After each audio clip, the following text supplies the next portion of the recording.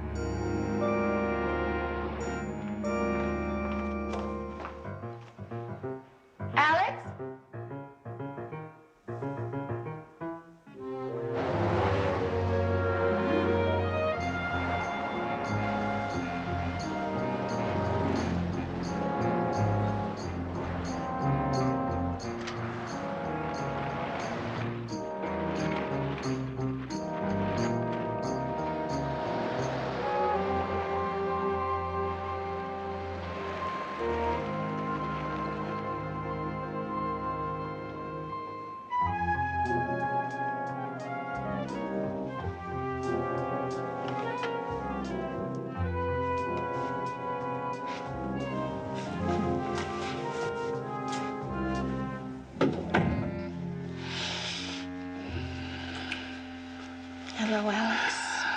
Hello.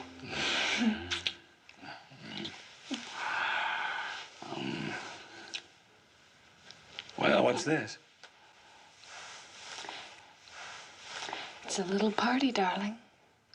A little party is for two. Well, I have a surprise for you. Your wife is joining us. The joke's in bad taste. I may not know too much about good taste, Alex, but it's no joke. I phoned her and I invited her. I don't believe it. Denise, you couldn't be that stupid. What's more, darling, she's coming.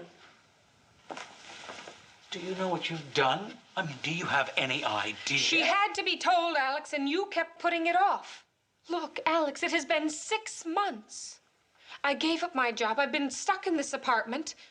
Are you getting a divorce? Are we ever getting married or not? What did you say to her? Nothing. I simply told her that it was time we sat down and worked out a settlement for her. A settlement? We're gonna pay her off with what? Look, don't you pretend you haven't got plenty of money. I know where you live and you drive a Rolls Royce. You don't know anything.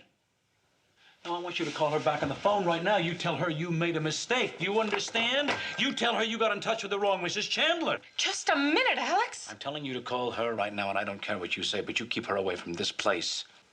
You don't have any money, do you? It comes from her, doesn't it? Call her! It all comes from her, doesn't it, Alex? The money for the gifts, my ring. Well, I bet you she's even paying for this apartment. She's rich and you're... What are you, Alex? There's a word for men who marry rich, old women. What is it? I'm telling you to shut up. Come on, Alex. Say it. Say it, you gigolo! Ah!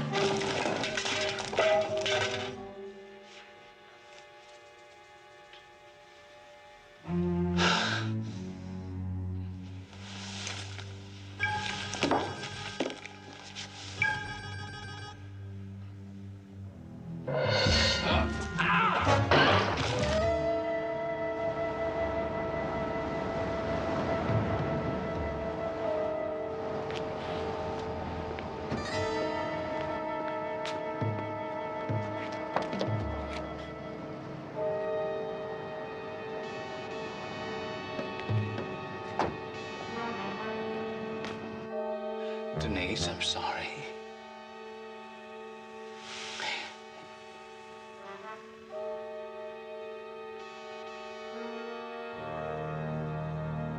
Denise.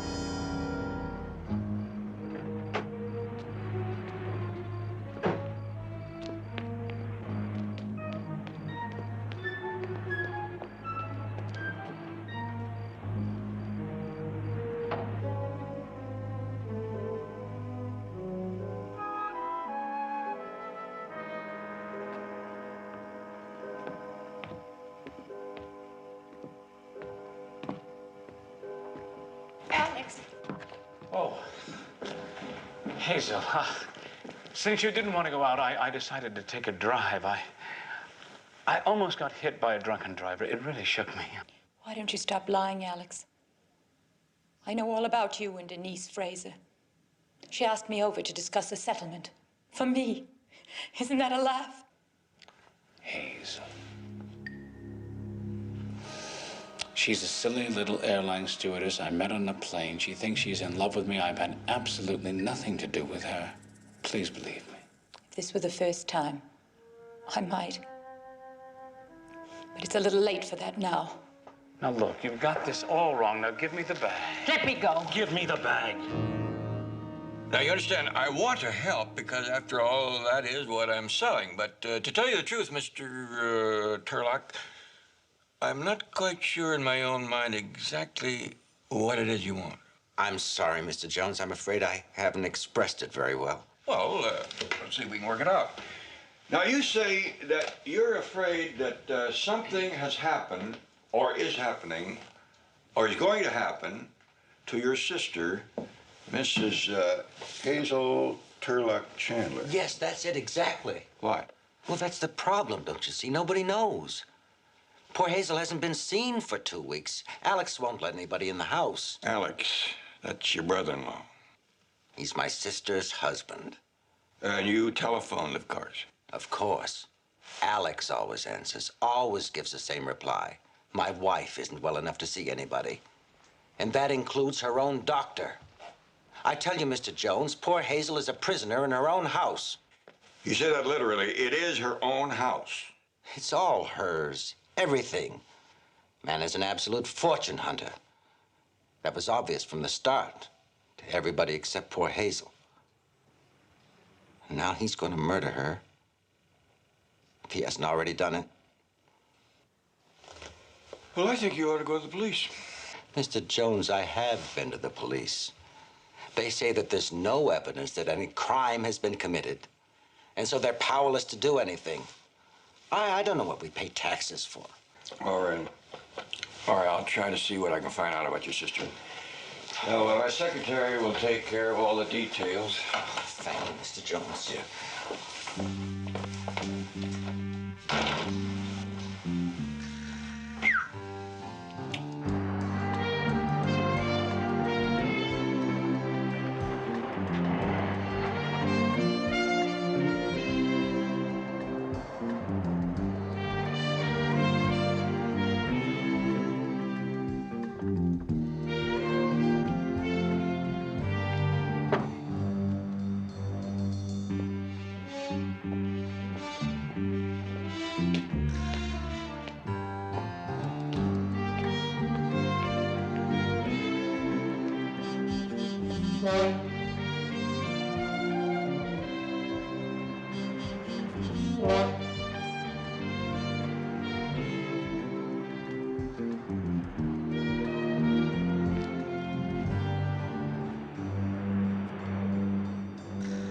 Aphids.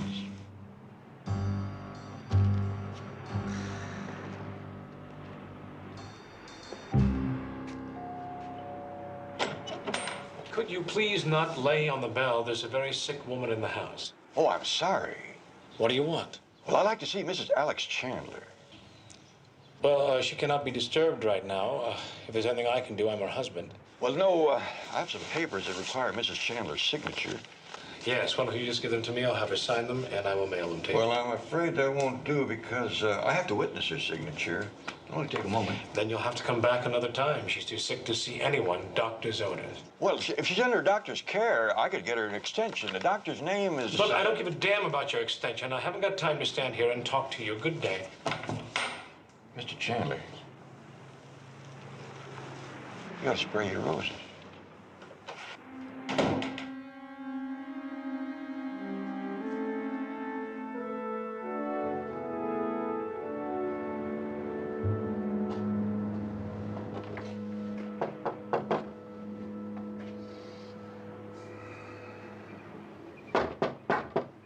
Are you looking for someone? Are you Martha? That's half my name. Well, I apologize for the informality, but the only information I had was Martha, this address, and you used to be Mrs. Chandler's housekeeper. I'm still her housekeeper. Who gave you that information? Charles Turlock. He hired me to... Well, he was worried about his sister's health, and he thought maybe you might know how she is. You some kind of a policeman or something? A private detective hired by Mr. Turlock. Well, I suppose you better come in. But I'm warning you, you're not gonna get anything out of me. Because what I see in that house and what I hear in that house stays in that house. Nice sentiment, but you might be of help. No one has seen or spoken to Mrs. Chandler in the last 2 weeks. I wouldn't know about that. I've been off for 2 weeks. Why?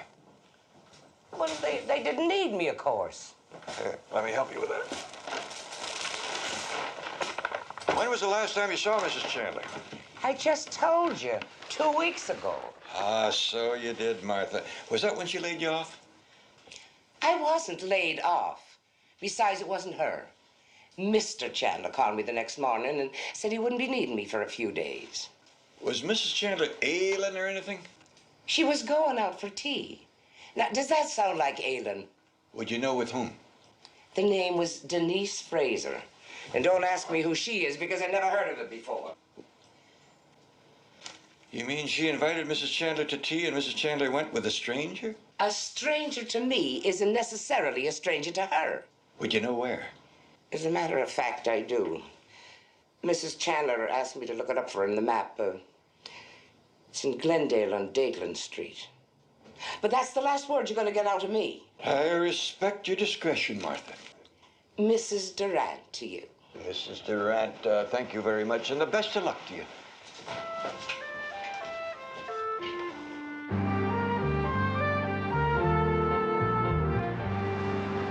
Well, when you've been managing apartment buildings as long as I have, Mr. Jones, nothing surprises you. Especially the tricks they pull to try to duck out on the rent. I'll bet you're not often fooled, Mr. Woodford. No. Oh, right here. Right here is where I found the box with the things. Now, you take this Denise Fraser. Good-looking girl. Really built. Lives alone. And as far as anyone knows, no job. Okay, enough said. I am reading your mind. No, right away, I said, I got her pegged. She'll take off secretly, dead of night. 2 weeks ago, she did.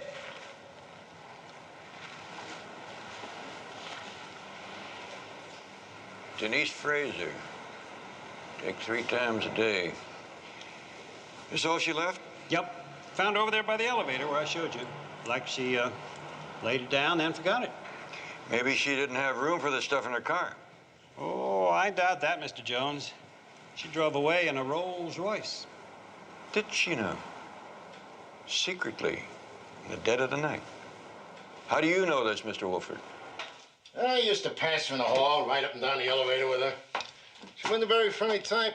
As a matter of fact, she turned out to be downright unfriendly. She flattened me with the heel of a shoe. Why would she do that? I was looking at a car. Well, I don't think it was hers. There'd never been a car in that parking space until that night. I came upon her when she was skipping out. I guess she thought I was going to blow the whistle on her. If I'd have known, I'd have helped her move. Did you happen to get the license number? Mr. Jones, I got hit in the head with a shoe. They don't have license numbers.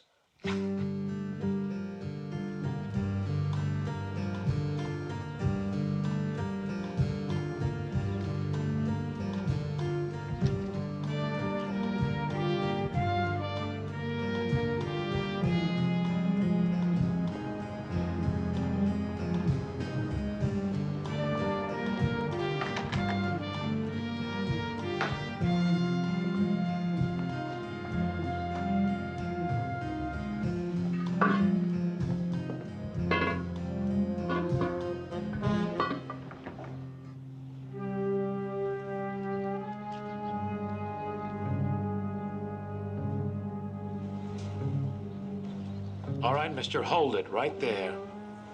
I have a gun on you. And if you don't believe it, make a quick move.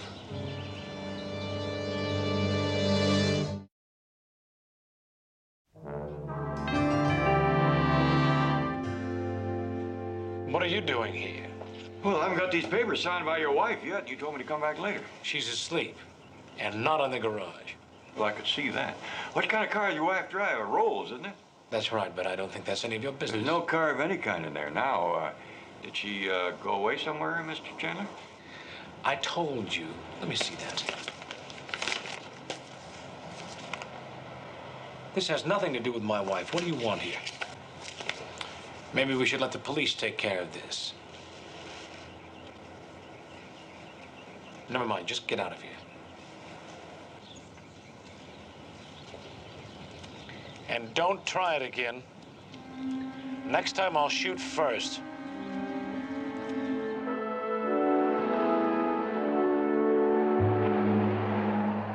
Your sister was last seen 2 weeks ago when she left her house to visit a Denise Fraser. Who is she? I was counting a lot on your telling me who she is. She's no one I ever heard of. All we know about her is that she is a good-looking young lady who lived alone in an apartment in Glendale, minus job or car. Well, why would Hazel go to see her? I don't know, but I know that she went. A car just like hers was seen in the garage of the apartment house.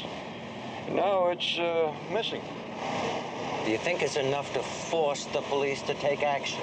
Yeah, I think so, along with the fact that Lieutenant Taylor's an old friend of mine.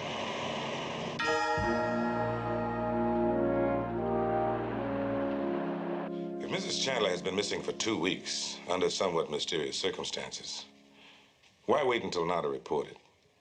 Well, in the beginning, the circumstances were not that mysterious. Quite the contrary. You see, Lieutenant, my wife has been going through a stage of slight emotional problems, and when she got upset, it was not uncommon for her to just jump in the car and drive off. Where? La Jolla, Santa Barbara, usually to visit friends, and, well, to save her embarrassment, I would cover for her by saying she was upstairs with a headache, and in a few days she'd come back, and no one ever knew she was gone. And this time? I called La Jolla, Santa Barbara, Palm Springs, and none of her friends have even heard from her. And that's when you decided to turn in a missing persons report. Well, first, I called my lawyer for advice. Well, I told Mr. Chandler to hold off a while longer until I made some inquiries. And I'm sure you wouldn't be here, sir, if you'd found out anything. Well, I found out that Mrs. Chandler's family and friends in the city no longer believed she was at home sick. And it was becoming an increasing source of embarrassment to Mr. Chandler. Well, now, of course, the most important thing is, I'm worried sick.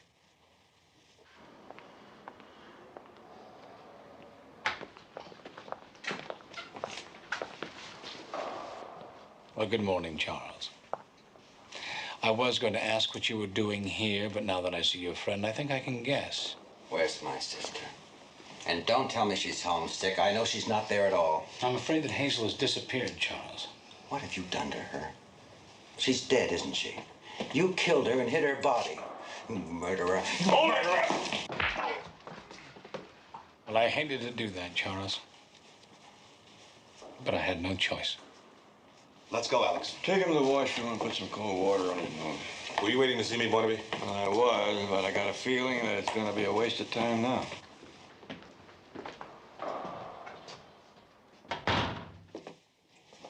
The housekeeper said Mrs. Chandler left at 3 p.m. to visit a woman she didn't know. Several hours later, her car was still in that apartment house garage. A witness saw a Rose that may have been Mrs. Chandler's car, Barnaby. The tenant said he saw Denise Fraser check out of her apartment and a tearing her in drive away in a Rolls Royce. Mrs. Chandler hasn't been seen since, and neither has her car. Anything else, Barnaby? Yes. Her brother thinks she's been murdered. What's Chandler's story? He says his wife took off in a snit, leaving this note behind.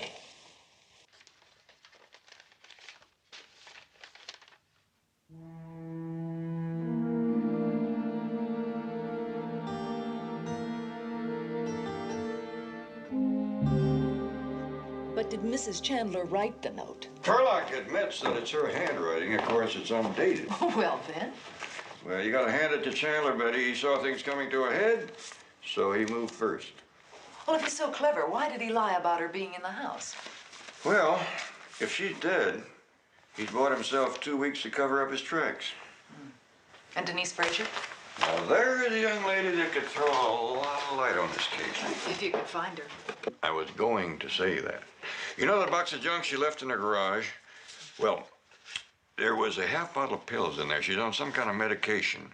Now, if she has that prescription refilled. Did you get the name of the pharmacy? No, I didn't. Barnaby. I was going to say that I slipped the bottle into my pocket, absent-mindedly.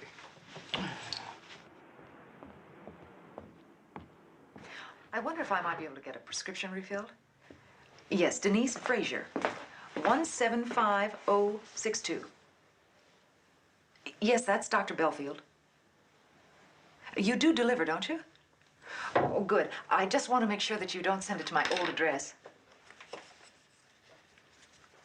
Right. Thank you very much. Try the Beckwith in Westchester. It's one of those swinging single apartments. Try it, you might like it. I just might.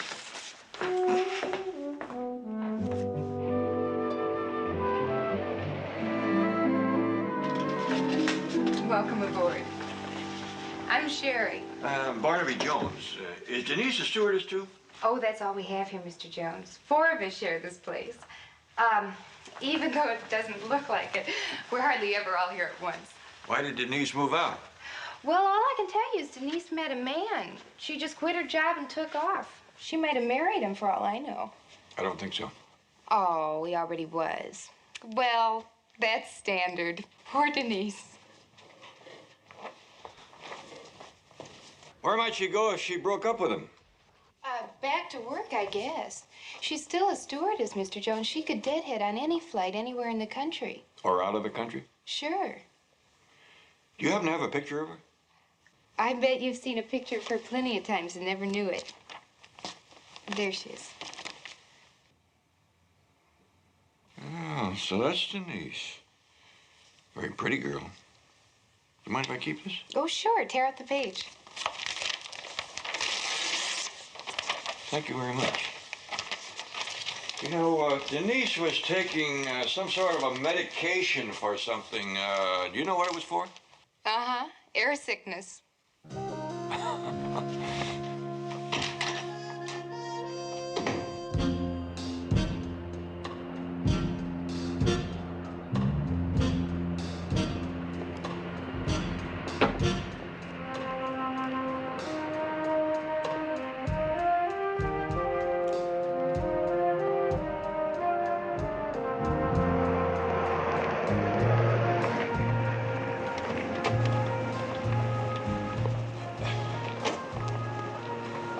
Barnaby, maybe you have nothing better to do than stand around drinking milk in the middle of the day, but I'm a working stiff.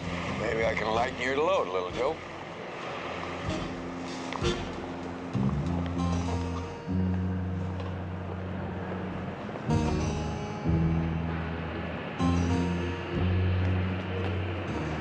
Mrs. Chandler?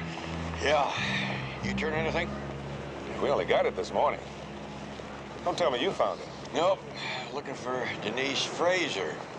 She was a stewardess until she quit her job when she met a man. Alex Chandler? Why not? Where's the stewardess? I figure she caught a plane out of town, and I also figure she may have driven that Rolls Royce out here. I talked to the parking lot people. People do that, you know. They leave their cars out here for days, sometimes a week. But longer than that, it gets a little noticeable, especially if it's a luxury job like this.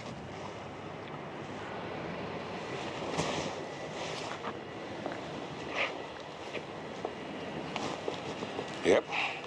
Keys are on the visor. Of course, you checked it out already. Even looked in the trunk.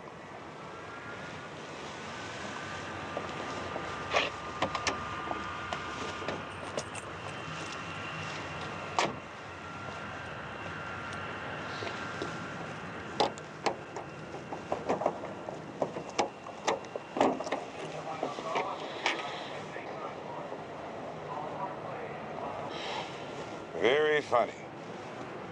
Oh, Joe, it's not funny. See the dark area on the rug?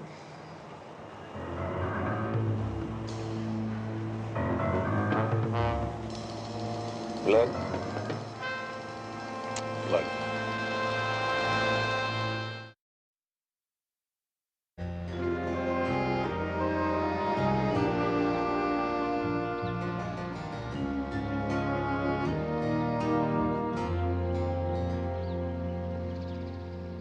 I understand Lieutenant Taylor is here. Isn't he always? We seem to be spending all of our time together. I wish I could feel that all this was helping Hazel. Mr. Jones. Hello, Barnaby. Were you looking for me? Yep. Well, perhaps you gentlemen would like to use this room to talk.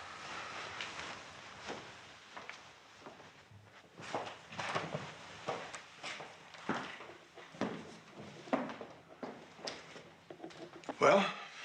The stain we found in the car trunk was blood. Type AB. Chandler's type O.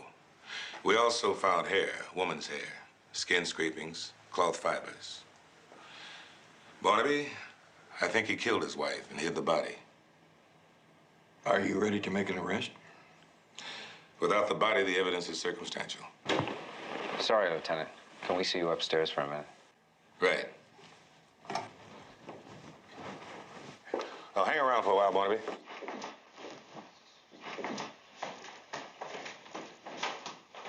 What is it? I don't know. Mr. Jones, I know you think I killed my wife, but you couldn't be more wrong. Now, she's alive somewhere, I know that. Why would you stay away so long? Maybe she doesn't realize she's missing. Front page story. Then she must be someplace where she can't see a newspaper. No radio, no TV? Where could such a place be? I don't know where and I don't know why, but I do know she'll turn up somewhere, alive and well. These your boots, Mr. Chandler? Well, I think it's safe to assume that all of the men's apparel in this house is mine. Why? Well, one of our technical men says there's a stain. Says it could be blood. Now, Mr. Chandler, until we can check this out, I don't think you ought to leave town or anything. Yes.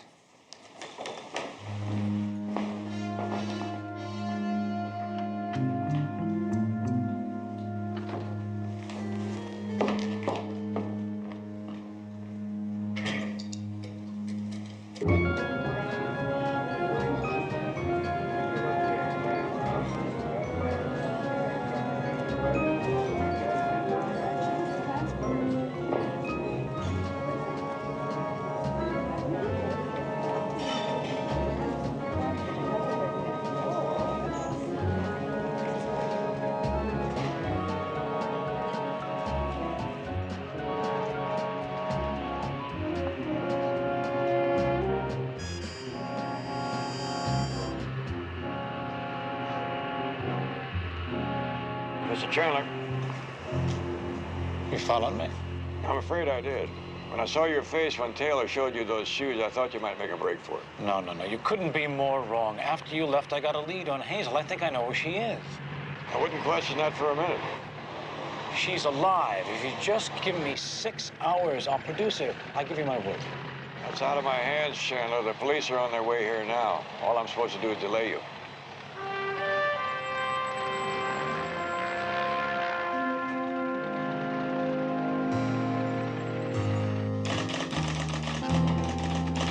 Where's Jones? I've got to see him. Mr. Turlock, just a second. I'll see if he's busy. Mr. Turlock? He's out. He's been released. Chandler? How do you know?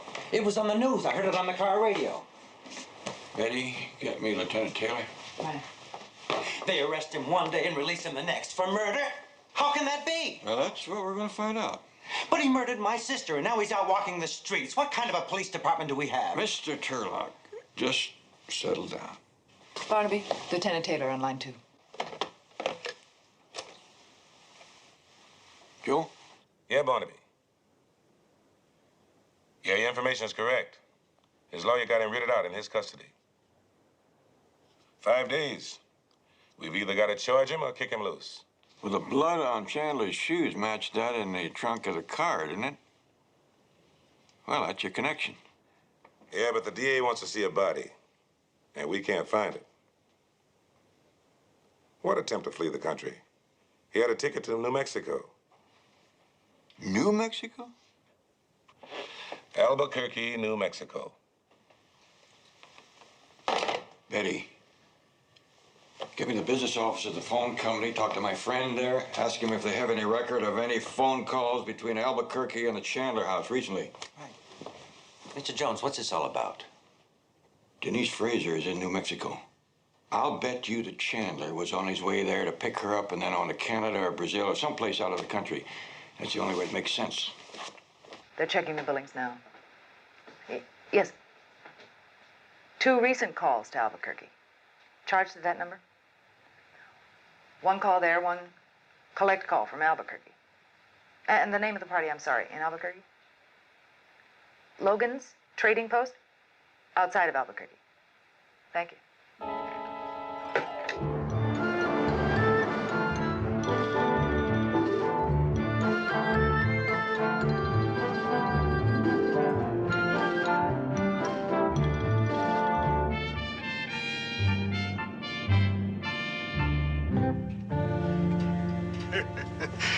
Yeah, this feller called me long distance from Los Angeles. He wanted to know if anybody was staying up to the old Double Circle Ranch. Well, shucks, mister, I said. We ain't had a delivery up there in 5, maybe 6 years. Place is all boarded up, tumbled down. There ain't nothing up there no more. So he said, well, now, if you ain't been up there, how do you know that somebody ain't staying up there? I guess he had you there. I reckon you're right. So I said to this fella in Los Angeles, I said, the next time the boy has a run up that way, I'll tell him to stop by and have a look around. I bet you'd never guess what he saw. A woman? Yeah, a woman.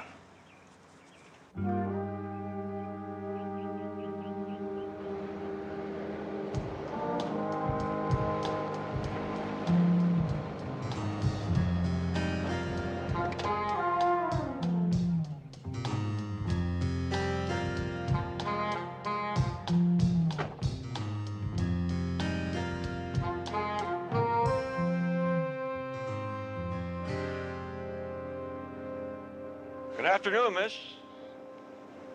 Denise Fraser? No. Is she around? No. You mean she's gone? No, there never was anyone here by that name. There never was? I could have sworn that... You mean I made this trip from Los Angeles for nothing? The name doesn't mean anything to you? Well, thank you very much.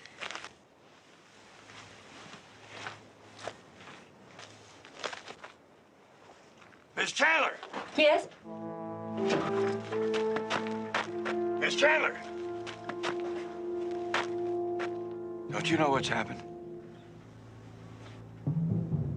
Everybody thinks you're dead and buried. Really? How did I die? You were murdered. By your husband.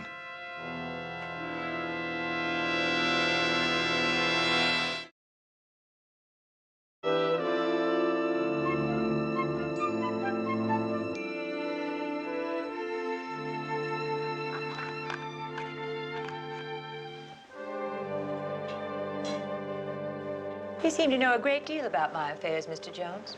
I know you left your house to call on Denise Fraser. After that, nothing. Do you know who she is? I suspect she's your husband's girlfriend.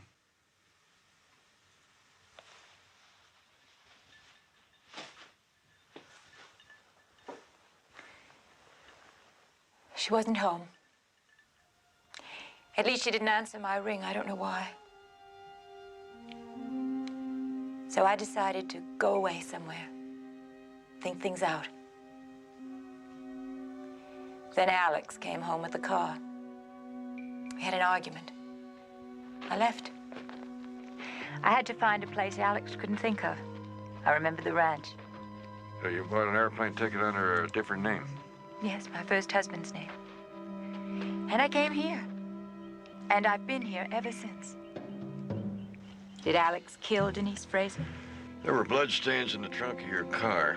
other evidence, there must have been a body there.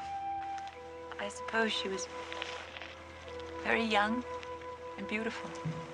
Oh, yes. I never saw her, but I have her picture. Please.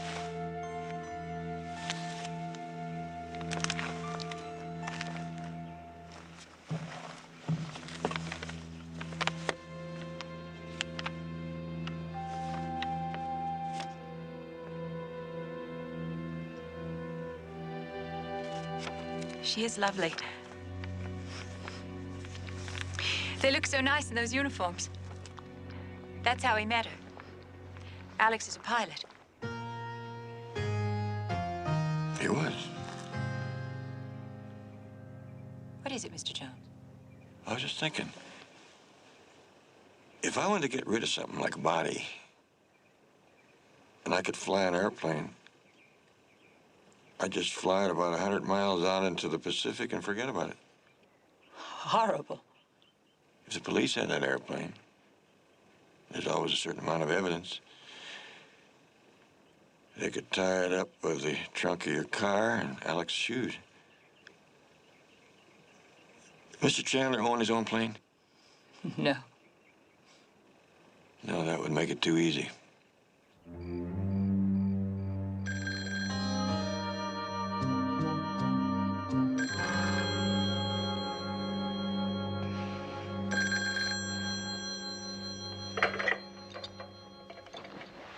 Hello. Hello. Hazel?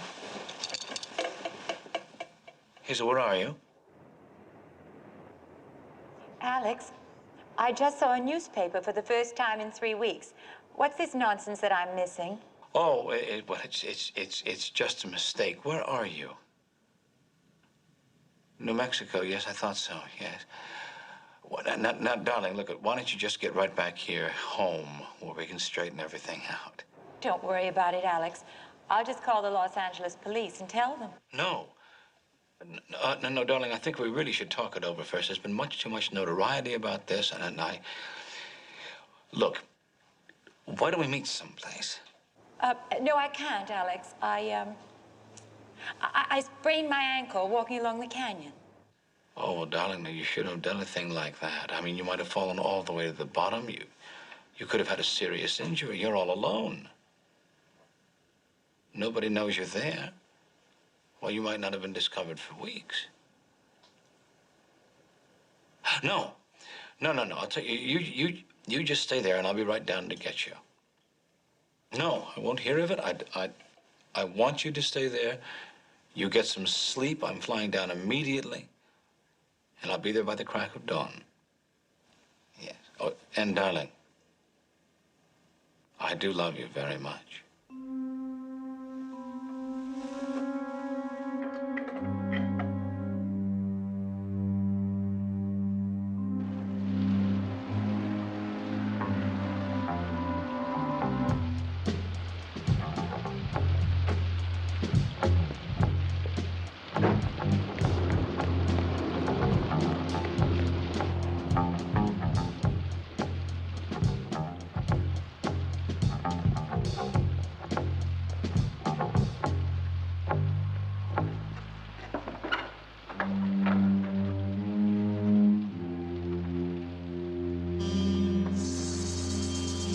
Good evening, Mr. Chandler. Following me again? Afraid so, but it's been very profitable. You're a pilot. What about it? Well, you must see that answers the big question, where you hid the body. Out to sea, and nobody will ever find it. Mr. Jones, I'm going to tell you this one more time. I did not murder my wife. She is not dead, and by tomorrow, I'll be able to prove that. Well, I'm not talking about your wife. I know she's alive. You murdered Denise Fraser. Jones, I've taken just about all I'm going to out of you. You know, there's bound to be traces of blood and skin and clothes in there, just the same as in the car trunk. And blood is very hard to wash out completely, Mr. Chandler. I might say almost impossible.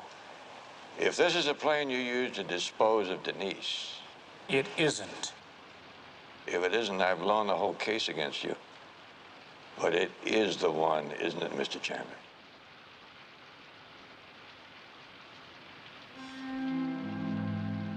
I guess that's as good an answer as anything.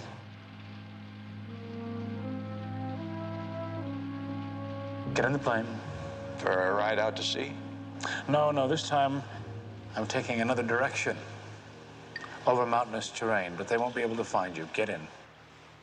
You don't think I'm fool enough to confront a murderer at night in a dark hangar alone, do you? Cops? Yep.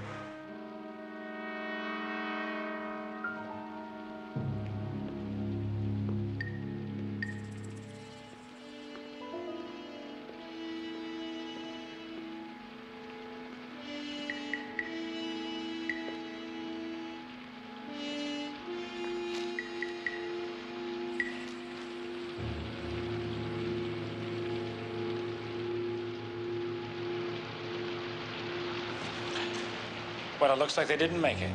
I called him. You're lying. Get in the plane.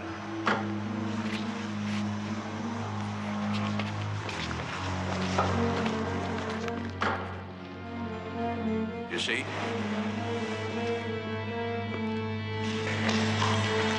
All right, freeze, Chandler. Slide it over.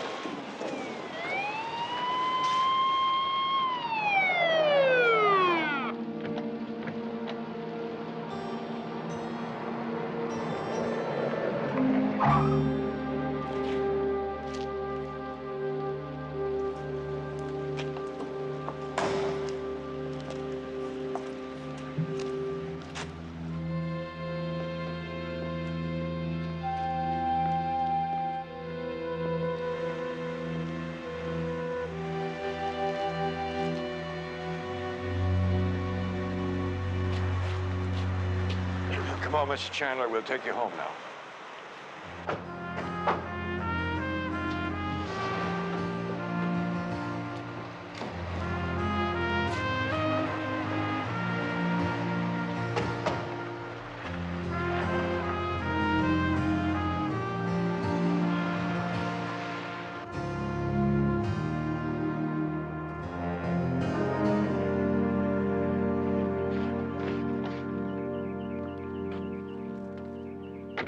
Over here, Mr. Jones.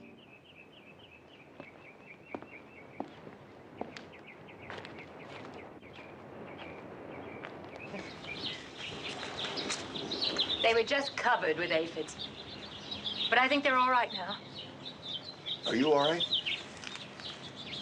No, not yet.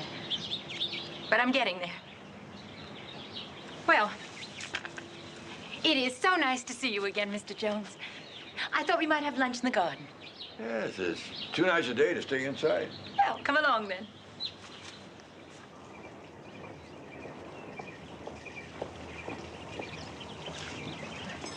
Mr. Jones. Hello, Mr. Turlock.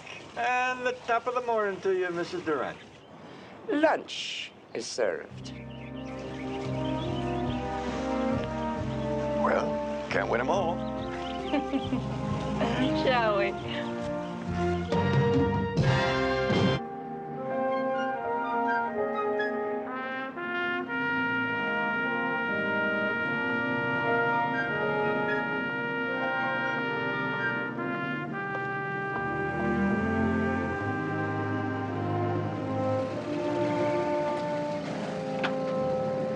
I'd really like to know what's going on in this town. I asked that real estate woman just some plain questions, and she practically throws me out of her office. Why? And on top of all that, somebody points a rifle at me, that big shot rancher. What's his name? Ryle. Eli Ryle, not what's his name. I caught him tramping around on my property, trespassing. I told you who I was, Eli. Nicky Gorman's the name. And I also told you, Eli, I was up here to meet my friend, Johnny Arthur. Well, he didn't show up, did he? Spake's waiting for you, Eli. Spake, He's the one who told me that the boating concession is closed for the season. I don't like it. Well, I know different. How does he know different? How? Hi, Mrs. Johnson. They all here? Not Mr. Flory yet. Well, the 4 big shots in the town have made it plain enough that they don't want me around. And now something very mysterious happens to my car. Isn't that right, Mr. Flory?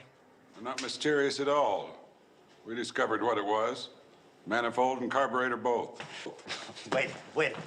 Now, you tell me one thing, your mechanic tells me something else. Now, what's all the stalling about? Mr. Gorman, I expect a call very shortly that it's ready, and you can be on your way. On my way, yeah, sure. Then you better watch out, all of you. I've been asking the sheriff a lot of questions. No answers. But I know damn well something fishy's going on around here. Hey, listen!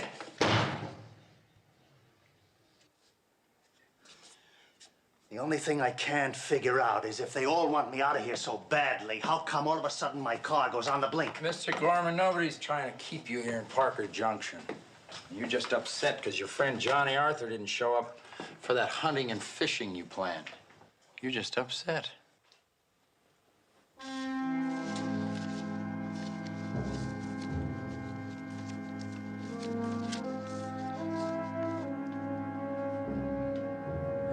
Come to this. We agreed.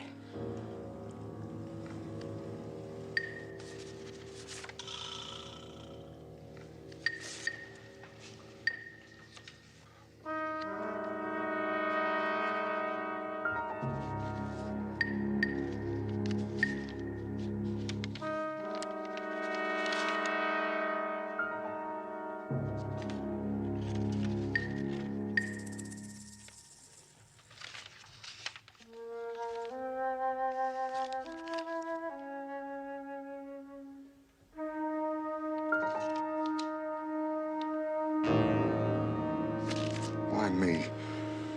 I never thought I'd get in this deep.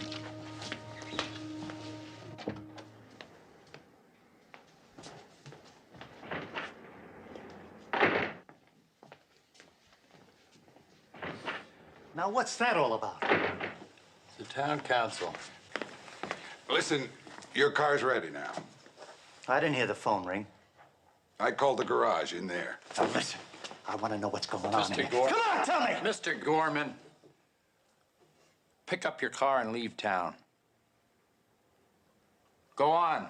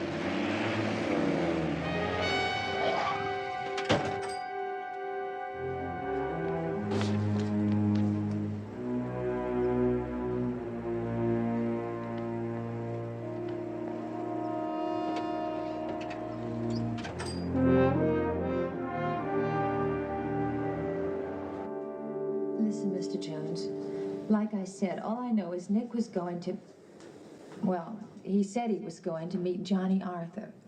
He's an old friend, someplace in Northern California called Parker Junction. Oh, yes, I know where that is.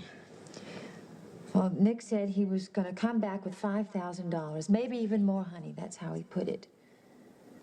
Well, the twins need clothes.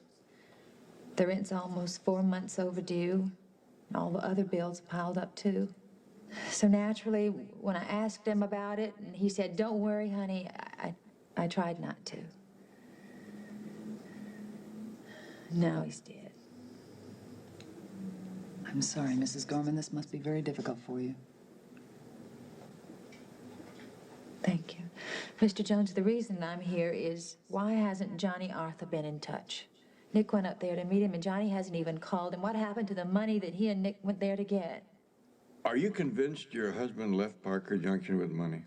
That's why he went up there. You're thinking he might have been followed and killed for it, aren't you? Betty learned the investigation business from my son, Hal. What is it Hal always said, Betty? Well, he always said that you always said, look for the obvious. Right. Mr. Jones, I need help. Would you look into it for me? I can't pay much, but... Yeah, well, we'll work that out. This, Johnny Arthur. When's the last time you heard from him? 6 weeks, maybe even longer than that. The night Nick called, he said Johnny hadn't even showed up at Parker Junction. Maybe he never did. I'm worried about him, too. All right, Mrs. Gorman, we have your number, and we'll be in touch with you. Thank you. I'll show you out. Now, don't worry. Everything's going to be fine. Bye-bye.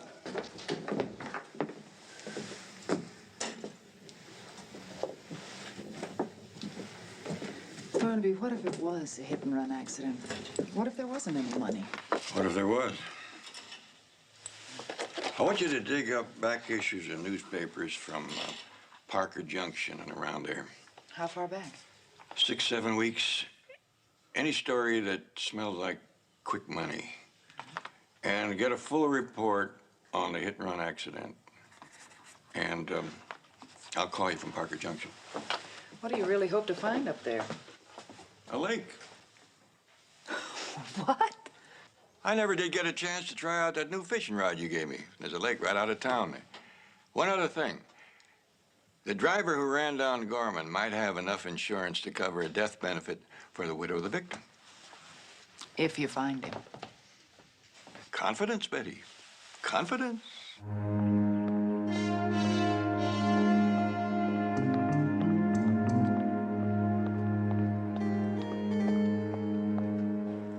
Russ? Is that you? Yeah, it's me. What do you want? We alone? Yes, we're alone. What do you want? Well, you know, when you had me gimmick that fella's car to stall down the road, well, I've been thinking $500 is just not enough. I mean, 10 times 500 is more like it. $500 is plenty. No way, Mr. Flory. I have to get back to the store, Russ. I'll talk to you about it later. Well, you'd better.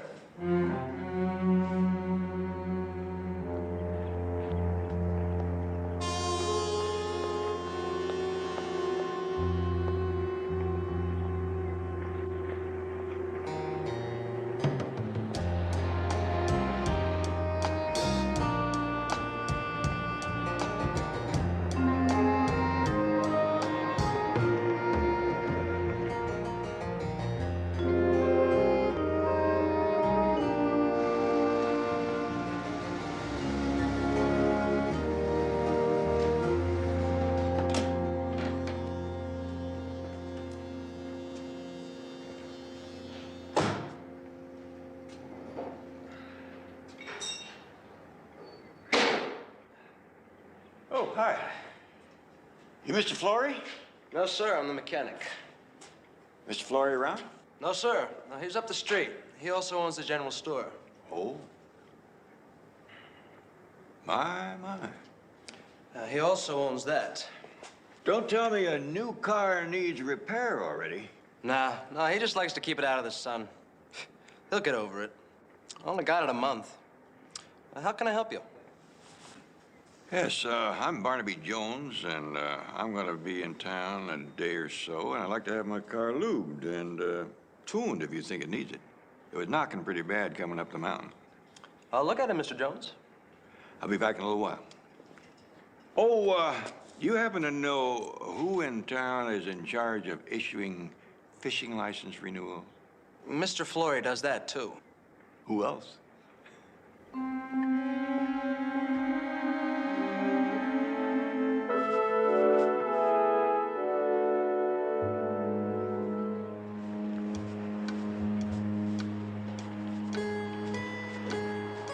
Morning.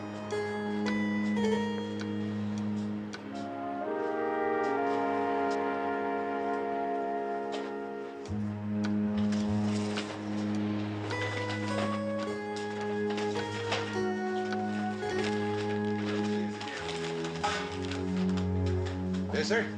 Mr. Flory? Yep. I'm told you're the man to see about getting a fishing license renewed.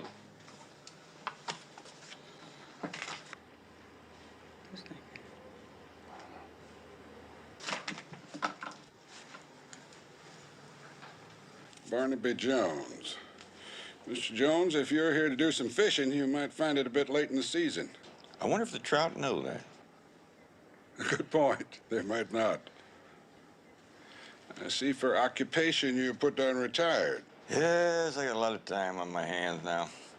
Time to see things and notice things that I never noticed before. I was always in too much of a hurry. For instance, I noticed that you're wearing a new suit. That's nice. And that fancy car parked over in the garage, that's yours, isn't it? Uh-huh. You know, new things have a way of bragging. Look, Oh, nothing personal. Say, do you know a place in town that would put me up for a night or two? Clover House up the corner.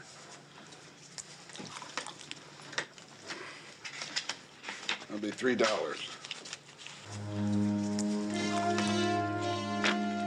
Much obliged.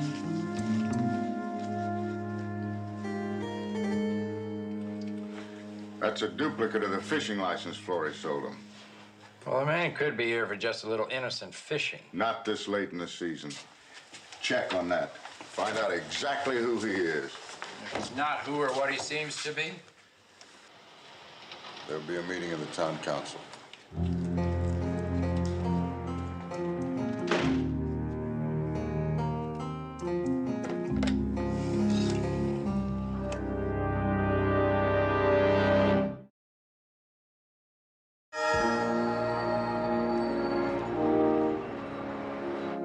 Barnaby, I checked back 2 months on news from good old Parker Junction. I am now a fountain of information on 16 marriages, who gave what parties, football scores. But, Barnaby, there were no truck heists, bank robberies, kidnappings, nothing. Not even one wife beating. I'm sorry, I guess that isn't much help, is it? You guessed, it isn't. Oh, do you want me to do anything else? Yeah. Get a hold of our client, Mrs. Gorman, and find out all you can about Nick's friend, Johnny Arthur.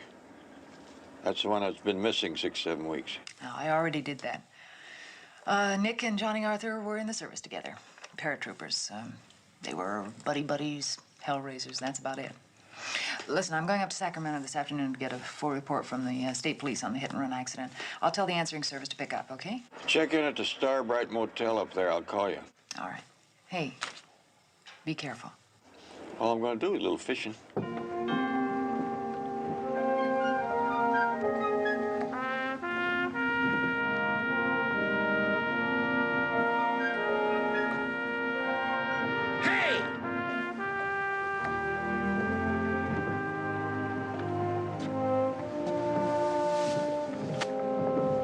Is there something I could do for you?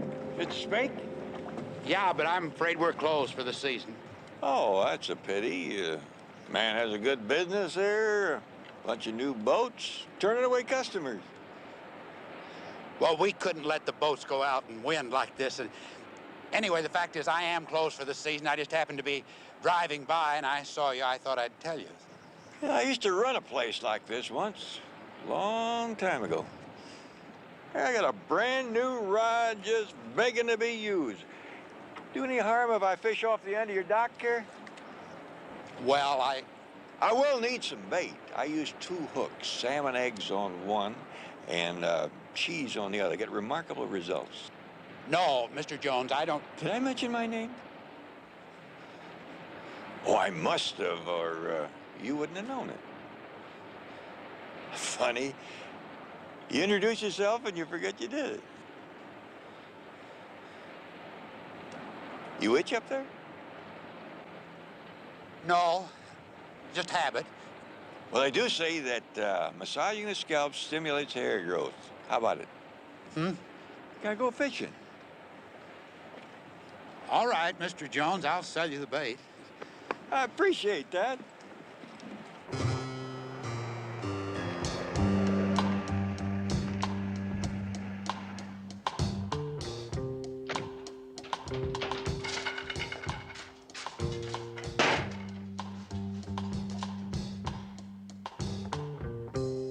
Is there something I can do for you?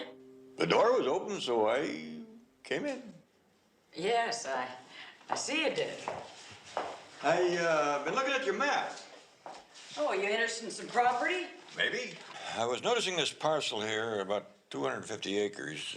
The Eli Ryle Ranch, 242. That's not on the market.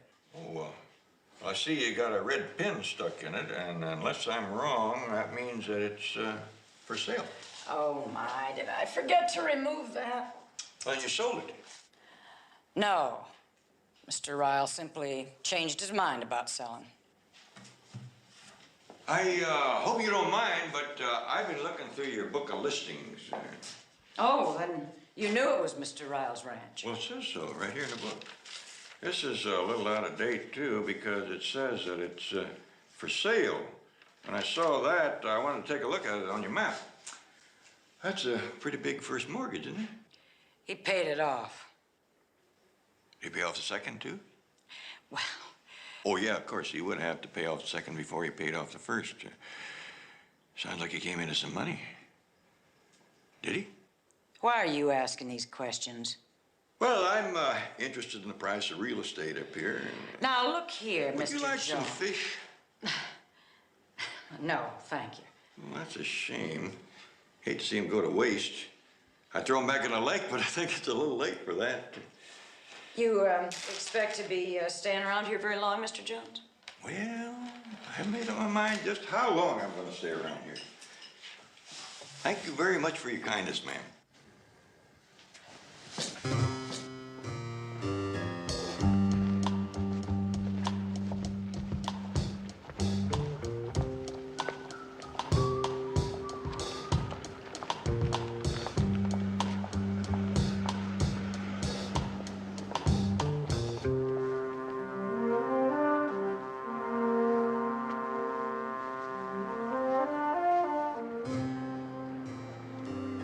Just admiring your car. And those private license plates. I always wanted to get some of those. But my daughter-in-law, who worries a lot about me and keeps the books, keeps pointing out that we could use the $25 for better things. Real nice. New? A few weeks. Real nice.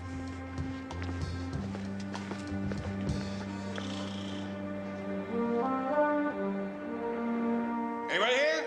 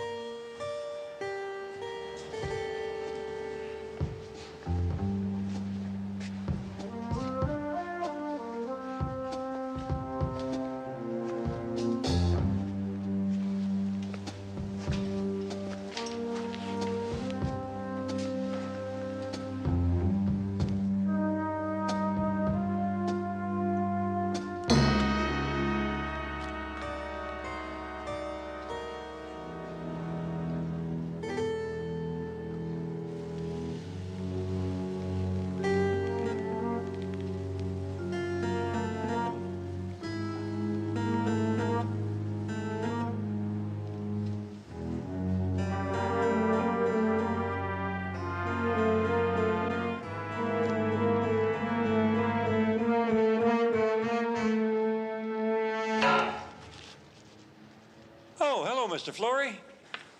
I didn't see you. No, I guess not. I was looking for your mechanic. Oh, Russ quit yesterday afternoon. Just like that? Well, it's off-season, not much business. It's hard to keep a regular mechanic this time of year. And I guess I won't be able to find him. I mean, to fix my car. No, I'm afraid you won't. That's odd. When I was here yesterday, he didn't say a word about quitting. Well, that's the way it goes. They get a notion in their heads, and off they go. Wonder what kind of a notion it was. You might as well take your car. Yeah, I guess so. I thought I'd have a look at the real estate up here.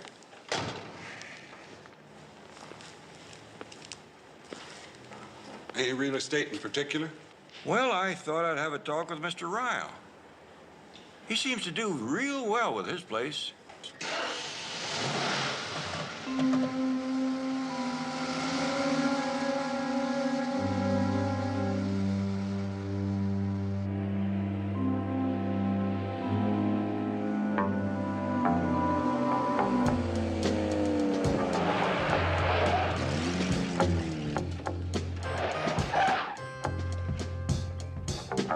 Hey!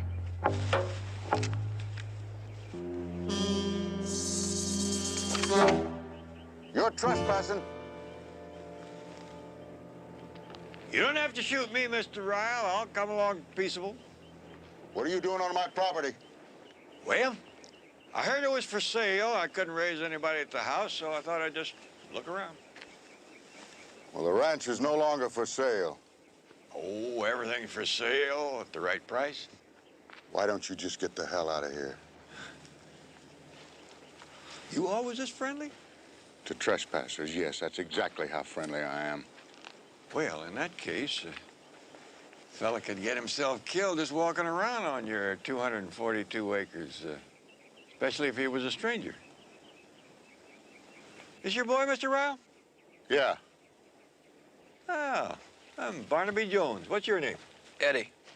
Hi, Eddie. Very happy to make your acquaintance. Kind of late, isn't it? What time is it? Oh, 3:45. Oh, it'll be dark in no time. Sorry to bother you, Mr. Ryle.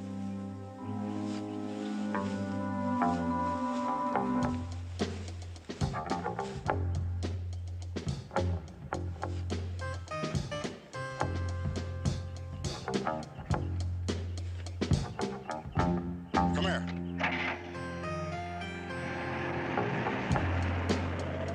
I said come here. Give me that watch. I told you to get rid of all the gear, everything. You want to advertise to the whole world that we buried a hijacker here? Mr. Jones ain't the whole world. No, he ain't the whole world. But do you know what we got to do to Mr. Jones now? Do you? We have to kill him. I had a chance at him in the garage, but didn't work out. You're crazy, all of you. I agree. We can't kill every stranger passes through Parker Junction. B, he knows. Oh, calm down, Eli. How does he know? I caught him tramping all over my property. I'm sure he was looking for the grave. Mr. Jones was interested in your property. I told him it was no longer for sale, but maybe just wanted to have a look at it anyway. Try this on, then. He saw my kid wearing the hijacker's watch. He what? Oh, my Lord. I know. I told that kid not to take anything, but he did. And that's the giveaway. Everybody knows that hijacker bailed out 100 miles from here. That watch is something you could have picked up for the boy at an Army and Navy store. Barnaby Jones may not suspect anything. B's right. Now we're jumping in our own shadows. We've got to get control of ourselves. We're suspicious of everybody. That's not good. Why didn't you three leave me alone? You wouldn't be in this if you'd have left me alone. Nobody would have known I had it except you saw me bury the body. Now, what right did you have to be on my land, trespassing? And all your questions about how was I able to pay off the first and second mortgages. And you told him, B. You had to tell him. And then you guessed where the money came from. $1 million in unmarked bills. And you moved in on me, blackmailed me for your share. Eli. Your share of my money. Calm down. Greed got into this. Filthy gut greed. No one would have suspected me, and now look where we are. Gorman is dead, and where does it all end?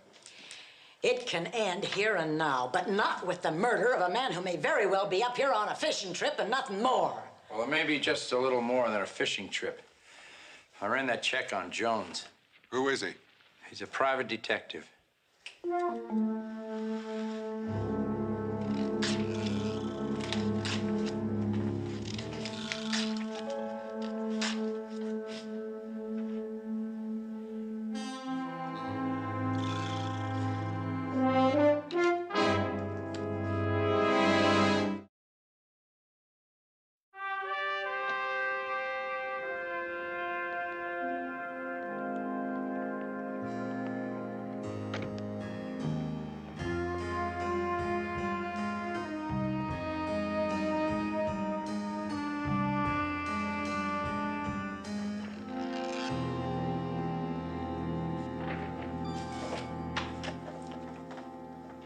Oh, hi, Sheriff.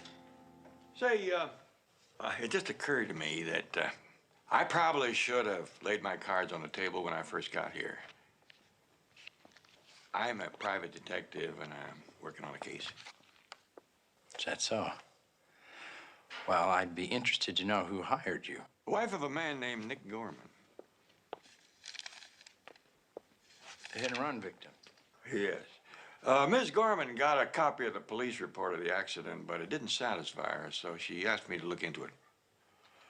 Well, it's very tragic, Mr. Jones, but there's nothing to look into, really. I received an eyewitness report that a Cadillac struck and killed Nick Gorman. Coffee? No, thanks. Who was that eyewitness? Eli Ryle. He has a ranch nearby. Oh, yeah. He's the man that drives the Jeep. Yeah, I met him today. Did he get the license number? No. No, I'm afraid not. That car was really traveling. I took out after it, but I had too much of a head start. I reported all that to the state police. Oh, it sounds pretty thorough. Guess that kind of wraps it up. Of course, Mrs. Gorman seems to think that her husband was carrying a wad of money. I didn't find any. Could be pure conjecture. You know how wives are and what husbands tell them to keep them happy. You mind if I tell you a little professional secret? Sure. Taking on this case was just an excuse for me to get a little fishing in.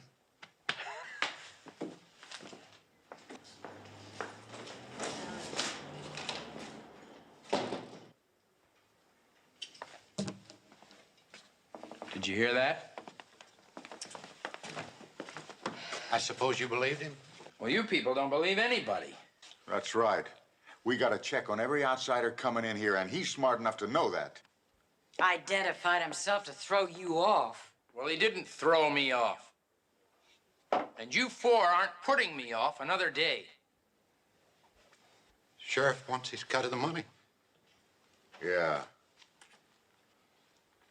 Well, how long do you expect me to stand by for a string of homicides? Hit and run or any other kind? You'll get your money. You bet. I'll see to it, Sheriff. I'll see you get it. You'll see to it. You people make me sick. A private detective gets here and you have sudden riches showing all over town. He's not an idiot. Now, I don't know which one of you got the X this time, and I don't want to know. But whoever it is, better not miss. The coroner reports that when Gorman was hit, his body made violent contact with the vehicle. A Cadillac. Well, Mrs. Jones, there's now a serious question about that. There was glass from a headlight all over the road, and the lab's been putting the pieces together. Some of them as tiny as slivers, so it's quite a job. It might not be a Cadillac headlight, huh? We don't know yet. But we suspect it's too big for a Cadillac. A car like that has double headlights. and the glass covering each is approximately 6 inches in diameter. The headlight now being reconstructed in the lab is considerably larger. Really? A single headlight with a dual beam. The kind used on smaller vehicles, such as compacts, jeeps, on that order. I see. So we'll know more about it once it's all pasted together. But the sheriff in Barker Junction said that the hit-and-run vehicle was a Cadillac. Well, he probably really didn't see it himself and took somebody's word for it. These accident witnesses are wrong half the time. Still, that's no excuse. Hit and run is a serious felony. Right. Well, thank you very much. You're welcome. Say hello to your father-in-law for me. I'll do that. Bye-bye. Bye-bye.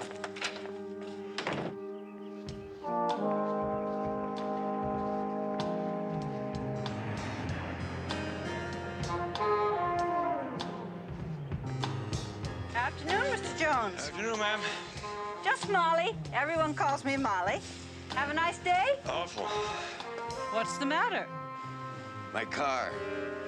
You know, it's a funny thing, but, you know, Russ, the mechanic down at the garage, he's going to do some work on it, and he just disappeared. Now, why would he do a thing like that? Isn't like Russ. I sure wish I knew where he lived. Oh, Russ owns a house here in town. I sure would like to see him. I need work done on my car that just won't wait. Well, why don't you just run on over to his house and talk about it? He lives at the corner of Orchard and Market, a little house with pillars on the porch.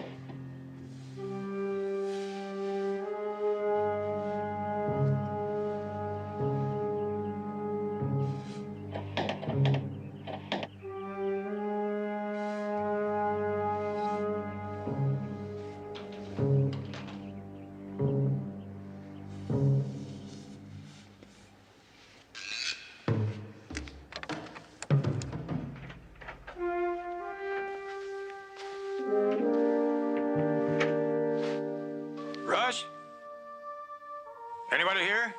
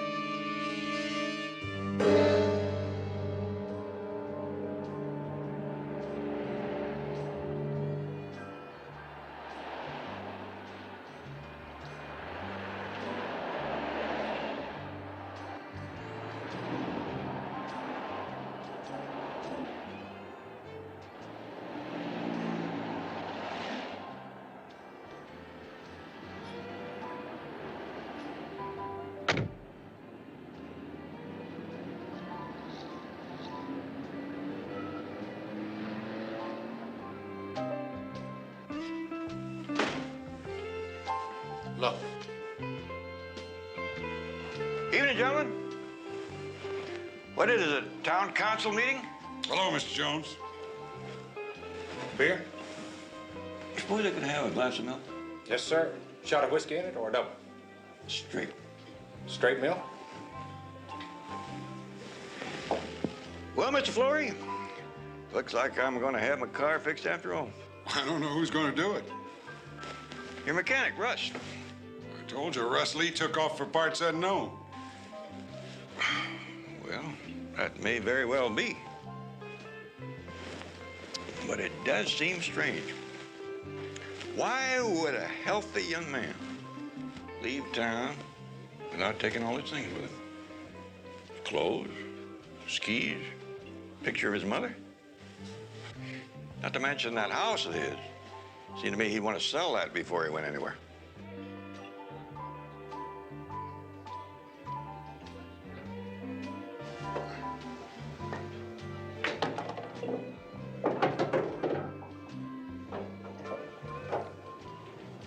use, Mr. Spake. What's no use? You're never gonna grow hair up there. Yes, sir. Looks like Russ is still around. He's gonna be at work bright and early in the morning. Of course he will.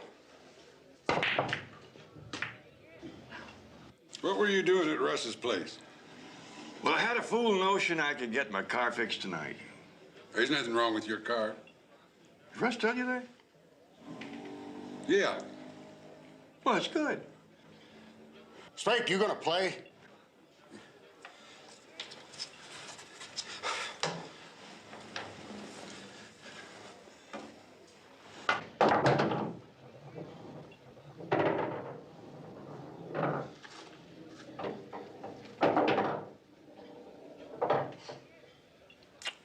Too bad. Well, it's getting on toward my bedtime. This mountain air sure makes you sleep good.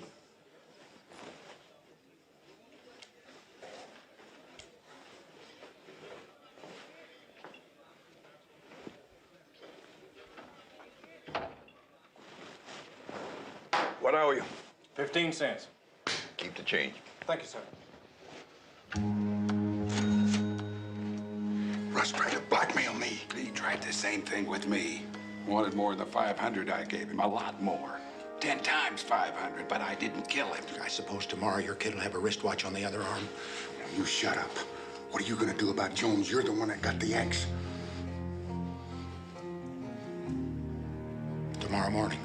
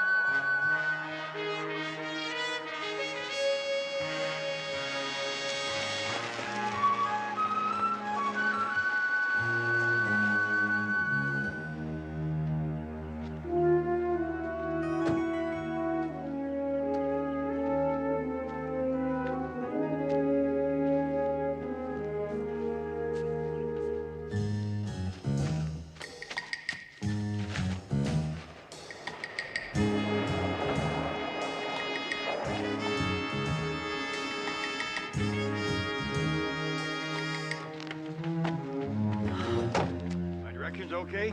Oh, well, let's just say I'm here. What's going on? Well, when I called you in Sacramento last night, you told me that the hit-and-run car that killed Nicky Gorman was not a Cadillac. Yeah. Well, they think it's some sort of compact or Jeep, maybe. Well, yesterday, I saw a Jeep with what looked like a brand-new headlight. At least the other one was all spattered with mud. Are you saying you know the identity of the driver of the hit-and-run accident? It wasn't an accident. He was murdered. I'd say so. Betty, there is new money around here. A man named Flory, a real estate woman, both driving big, expensive new cars. There's a rancher with a great big mortgage, all paid off. New boats on the lake. New money. It sort of... Sticks out a bit. Yep. Yeah.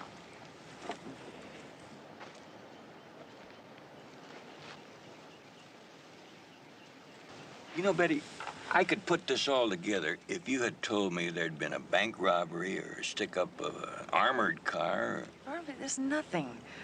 I dug all the way from the hijacking at Reading to the truck heist in Seattle. It's just nothing. Hijacking? You remember that the Sky pirate who bailed out with $1 million 100 miles from here. They never found him. The FBI found Does him. anybody remember his name? I don't think he ever gave it out. Betty, you remember something else you told me? Nick Gorman and Johnny Arthur were both Paratroopers. Oh. Nick probably masterminded it for Johnny Arthur.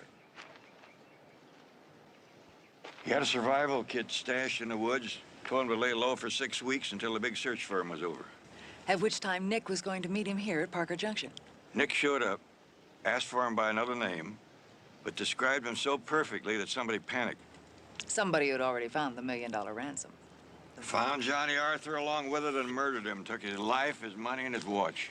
And when Nick began to suspect what had happened... They had to kill him, too. It's murder go round, Betty, and once it starts, it's hard to stop. That young mechanic at the garage, he caught on. He's missing. He's probably dead, too. Are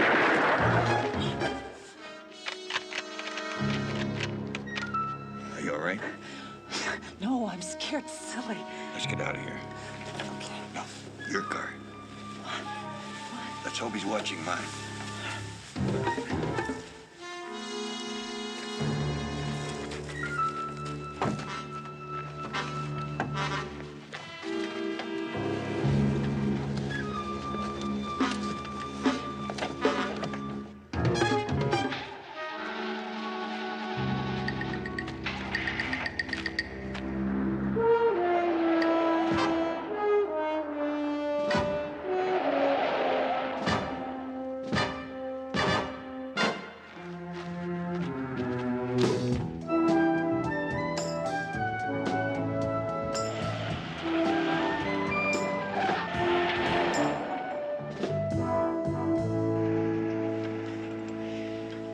Well, what do we do now? What I'm going to do is have a talk with him. Talk after what just happened? There's no proof against the killer of Nicky Gorman that would warrant making an arrest. Well, then what can you do? I must have stirred him up pretty good last night in the tavern. Now I'm betting that they're going to call a panic meeting, and I'm going to be there. Barnaby. My guess is that the Skyjack secret is among the 4 of them. 5, counting the sheriff. Nobody else in town knows. And they're not fools enough to raise a hand to me in front of citizens who may turn out to be witnesses later on. What witnesses? You'll find some. That Molly that runs a hotel up there. Get anybody you can. That's the reason I brought you up here. Barnaby, what good is a confrontation with them when you just said there's no proof? Here they come. It's a meeting of the clan, all right. Andy Spake coming in. There's Ryle's Jeep. John Flory coming up. And Dear B. Johnson. Full cast. Well, time for me to go to the party. Barnaby. Time for you, too.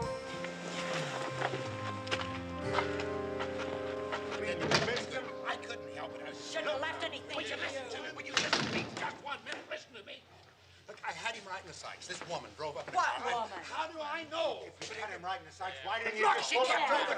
Look, she'd move one way. Then he'd get up and he'd walk around the car. Listen, I was trying. I did the best I could. Well, the best wasn't good enough.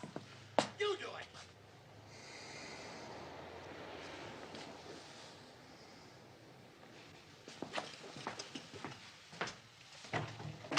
Spake, I got a message for you. A message for me? State police are on the way over to pick up that Jeep you were driving the day you killed Nicky Gorman. No, not me. I wasn't driving. It's Ryle's Jeep. Doesn't make any difference. You were driving it. Look, I wasn't driving it, I swear. You keep your mouth shut. Of course you were driving.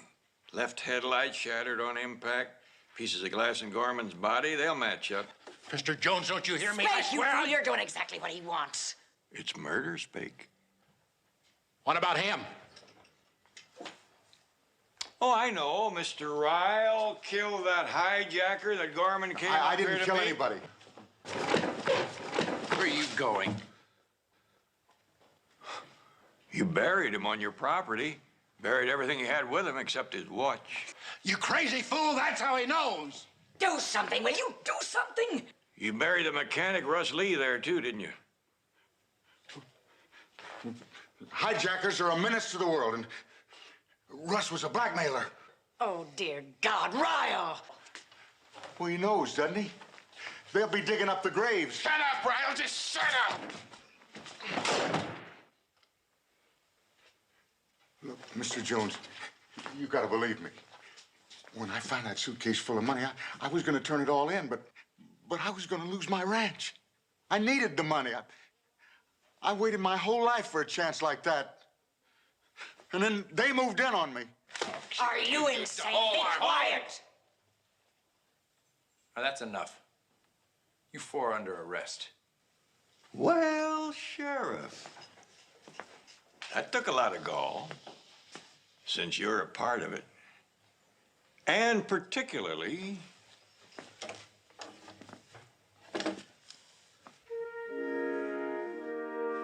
since we have an audience. Come on out, see for yourself. They heard every word. The whole confession. All the squabbling about who killed who. Oh, Mr. Flory, if you're thinking of going out the back door, it won't do any good. Why don't you join us?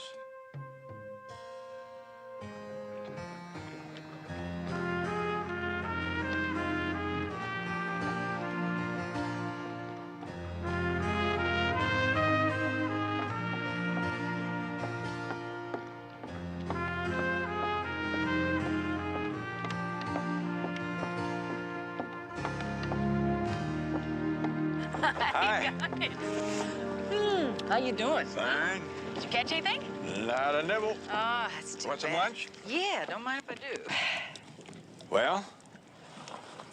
You were right. Eli Ryle did carry liability insurance, which means that Helena Gorman stands to collect about $20,000, and we stand to collect a little fee. Did you call her? Of course I did. Right after a judge formally charged all those involved. Including the sheriff. Yep. And that means there is no lawman in Parker Junction. And they asked me if you'd like to temporarily take over the job. You might be able to get in some nice fishing the next couple of days. Before the fish quit for the season. Here we go. Here we are. Hey, forget about the sandwich. I got a better lunch coming. The gentle morning sunlight filtered through the large glass windows of the detective agency, casting a warm and comforting glow across the polished oak desk. Mr. Barnaby Jones, a man whose silver hair and kind eyes spoke of a lifetime of wisdom and patience, sat in his comfortable leather chair. He held a steaming cup of coffee, letting the rich aroma fill the quiet room. Across from him sat Betty, his spirited and intelligent daughter-in-law, who was busy organizing a stack of files. The atmosphere in the office was usually peaceful, a sanctuary where troubled souls came seeking truth and justice. On this particular morning, the door opened to reveal a young woman whose delicate features were shadowed by a profound sorrow. Her name was Mrs. Helena Gorman. She hesitated at the threshold, her hands clutching a small leather purse, as if it were her only anchor in a storm. Barnaby immediately set his coffee down and stood up, offering her a warm and reassuring smile. "Please come in and sit down," Barnaby said, his voice as soothing as a calm ocean breeze. "You are safe here, Mrs. Gorman. Take all the time you need." Helena took a deep breath and sat in the chair Betty offered her. Betty brought her a fresh cup of tea, a silent gesture of comfort. Helena looked down at her hands, trying to find the courage to speak. "Mr. Jones, my husband Nick, is gone," she began, her voice trembling slightly, but carrying an underlying strength. "The local police say it was a terrible accident, a hit-and-run tragedy. But my heart tells me there is something more to the story. I have twin babies at home, Mr. Jones. The rent is 4 months overdue, and the bills are piling up. I need to know the truth, not just for my peace of mind, but for my children." Barnaby leaned forward, his eyes full of empathy. He had seen many grieving hearts, and he knew that truth was often the only medicine that could heal them. "Tell me everything, Mrs. Gorman. We are here to listen, and we are here to help." Helena explained that Nick had traveled to a quiet town in Northern California called Parker Junction. He went there to meet an old friend from his military days, a man named Johnny Arthur. Nick had promised her that he would return with $5,000, perhaps even more, to help secure their family's future. He had told her not to worry. But the worry became a tragic reality when Nick was found lifeless on a lonely road, struck by a vehicle. Furthermore, Johnny Arthur had not been heard from in over 6 weeks. "Are you convinced your husband left Parker Junction with the money?" Barnaby asked gently, piecing together the puzzle in his mind. "That is exactly why he went up there," Helena replied, looking directly into the detective's eyes. "You're thinking he might have been followed and harmed for it, are you not?" Betty, who had learned the art of investigation from Barnaby's late son, Hal, chimed in with a gentle smile. "Hal always used to say that you always taught him to look for the obvious, Barnaby." Barnaby nodded in agreement. "Right. The obvious is often the clearest path to the truth." Helena leaned forward, her eyes pleading. "Mr. Jones, I need help. I cannot pay much right now, but I promise I will find a way." Barnaby raised a hand, stopping her with a kind gesture. "Do not worry about the financial arrangements, Mrs. Gorman. We will work all of that out in due time. Right now, the most important thing is finding out what happened to your husband and his friend." Before she left, Barnaby offered her words of encouragement, assuring her that they would uncover the truth. Once the door closed behind her, Barnaby turned to Betty, his mind already spinning with possibilities. "Betty, my dear, I need you to dig into the past," Barnaby said, his tone shifting to one of focused determination. "Search the back issues of newspapers from Parker Junction and the surrounding areas. Go back 6 or 7 weeks. Look for any story that smells like quick money. I also need a full report on the hit and run incident from the state police." "Consider it done, Barnaby," Betty replied cheerfully, reaching for the telephone. "But what are you hoping to find up there in that little town?" Barnaby offered a soft chuckle, a twinkle of light-hearted mischief in his eyes. "A lake, my dear. I never did get a chance to try out that beautiful new fishing rod you gave me for my birthday. There is a magnificent lake right outside of town." "Oh." "And one more thing. The driver who ran down poor Mr. Gorman might carry enough insurance to provide a death benefit for his widow. We must find him. Have confidence, Betty. Always have confidence." The journey to Parker Junction was a scenic delight. The winding roads were flanked by towering pine trees that reached up to touch a cloudless blue sky. The air grew crisper and cleaner the higher Barnaby drove into the mountains. It was a place that seemed untouched by the heavy burdens of the bustling city, a perfect setting for a peaceful retreat. Yet, Barnaby knew that beneath the serene surface of this picturesque village, a dark secret was waiting to be brought into the light. Upon arriving in town, Barnaby decided to play the role of a harmless, retired gentleman looking for nothing more than a quiet afternoon of fishing. His first stop was a local boat rental concession situated right on the edge of the sparkling lake. The water mirrored the sky perfectly, rippling gently in the breeze. A man named Spake stood by the dock, looking somewhat tense despite the idyllic surroundings. He was surrounded by a fleet of pristine, brand-new boats, yet a wooden sign hanging on the fence clearly read that the business was closed for the season. Barnaby strolled up, leaning casually on the wooden railing. "Good afternoon to you, sir," Barnaby said warmly. "I could not help but notice your fine establishment. Are you closed for the season?" Spake nodded, crossing his arms defensively. "That is right. Closed." "Oh, what a pity," Barnaby mused, shaking his head slowly. "A man has a wonderful business here, a whole bunch of beautiful new boats, and he is turning away customers. I used to run a place like this once. A very long time ago. I have a brand new fishing rod just begging to be used. Would it do any harm if I simply cast a line off the end of your lovely dock here?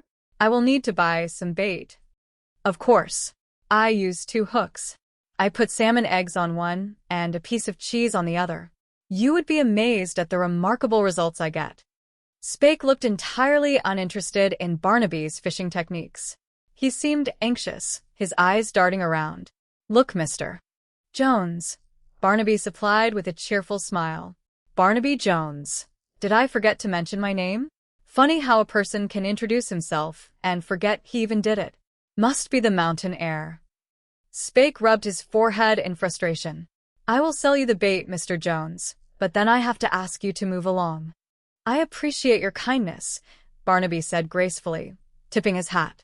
Barnaby's next destination was the local general store, which also doubled as a real estate office. The town seemed surprisingly prosperous for such a secluded area. He wandered into the office of Mrs. B. Johnson, a well-dressed woman who was busy organizing her files. Barnaby politely introduced himself and began admiring a large map of the county pinned to the wall. "Is there something I can help you with?" B asked, offering a polite but strained smile. "The door was wide open, so I invited myself in," Barnaby said, his tone light and conversational. "I have been admiring your map. I am quite interested in a bit of property." He pointed a long finger at a specific patch of green on the map. "I was noticing this lovely parcel right here. About 242 acres, it seems. The Eli Ryle Ranch." B stepped forward quickly, a flash of alarm in her eyes. "That property is not on the market, Mr. Jones."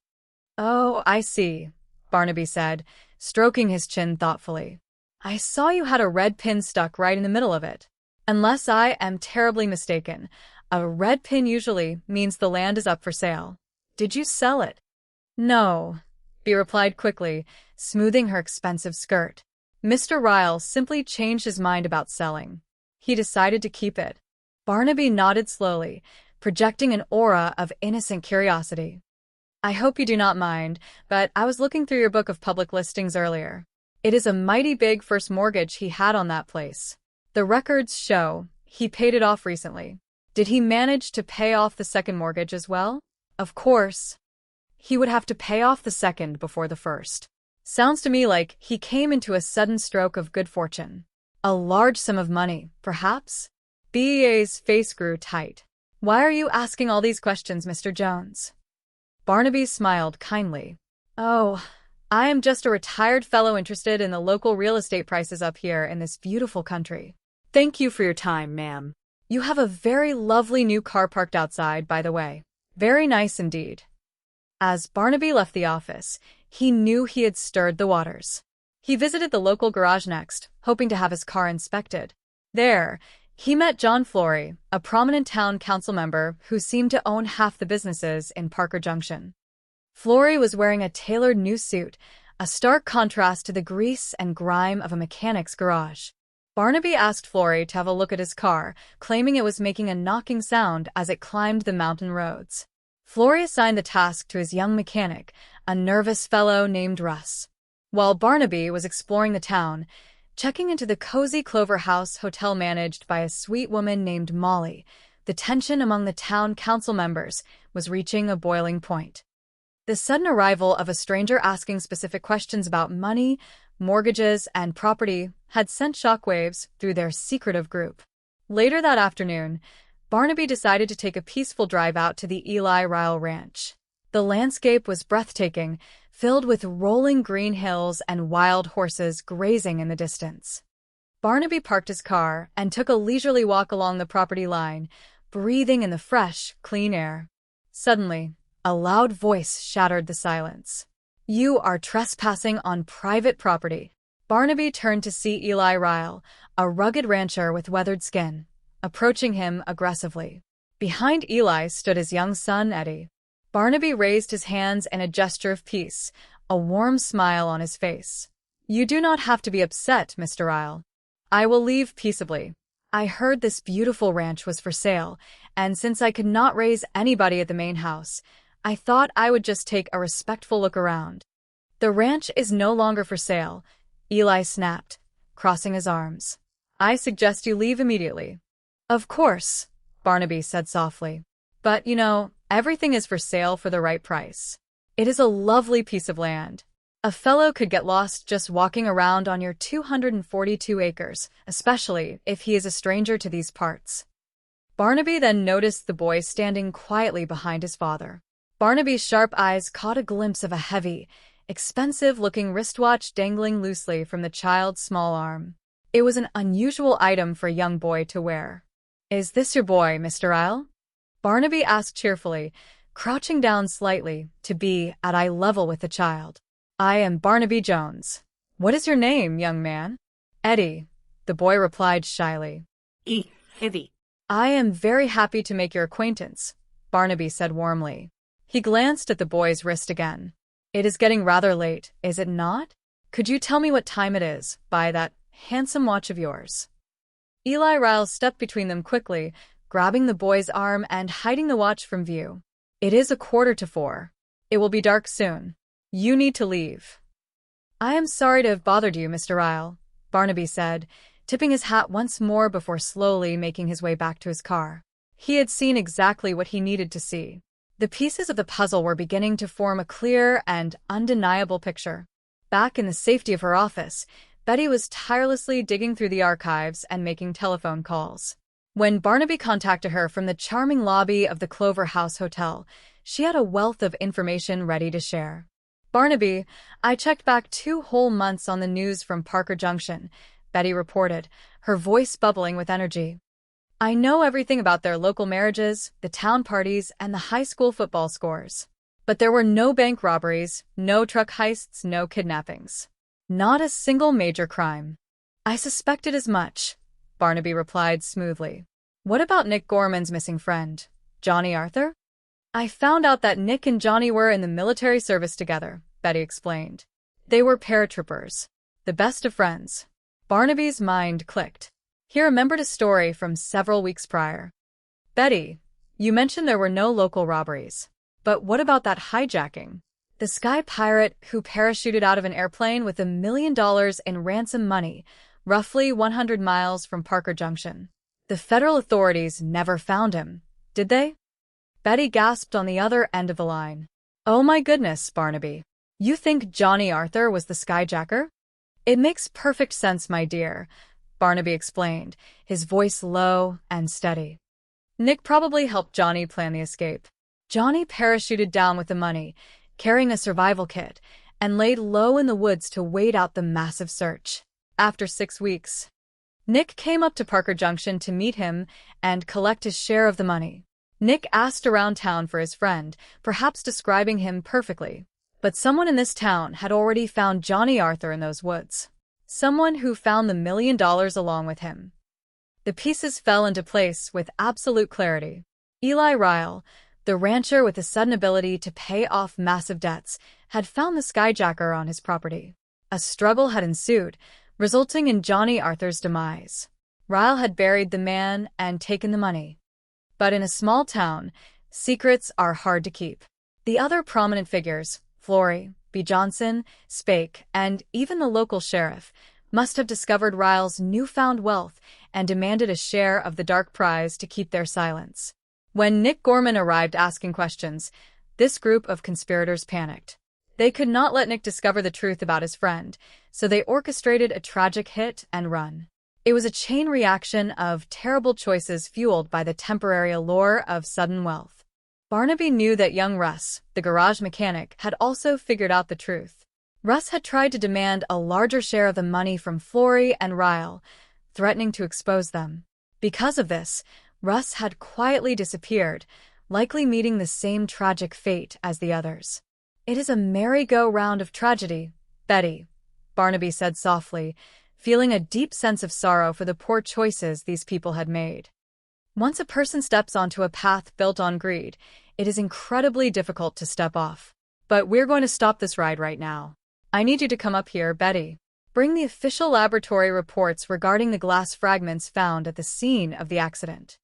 The next evening, the atmosphere in Parker Junction was thick with unspoken anxiety.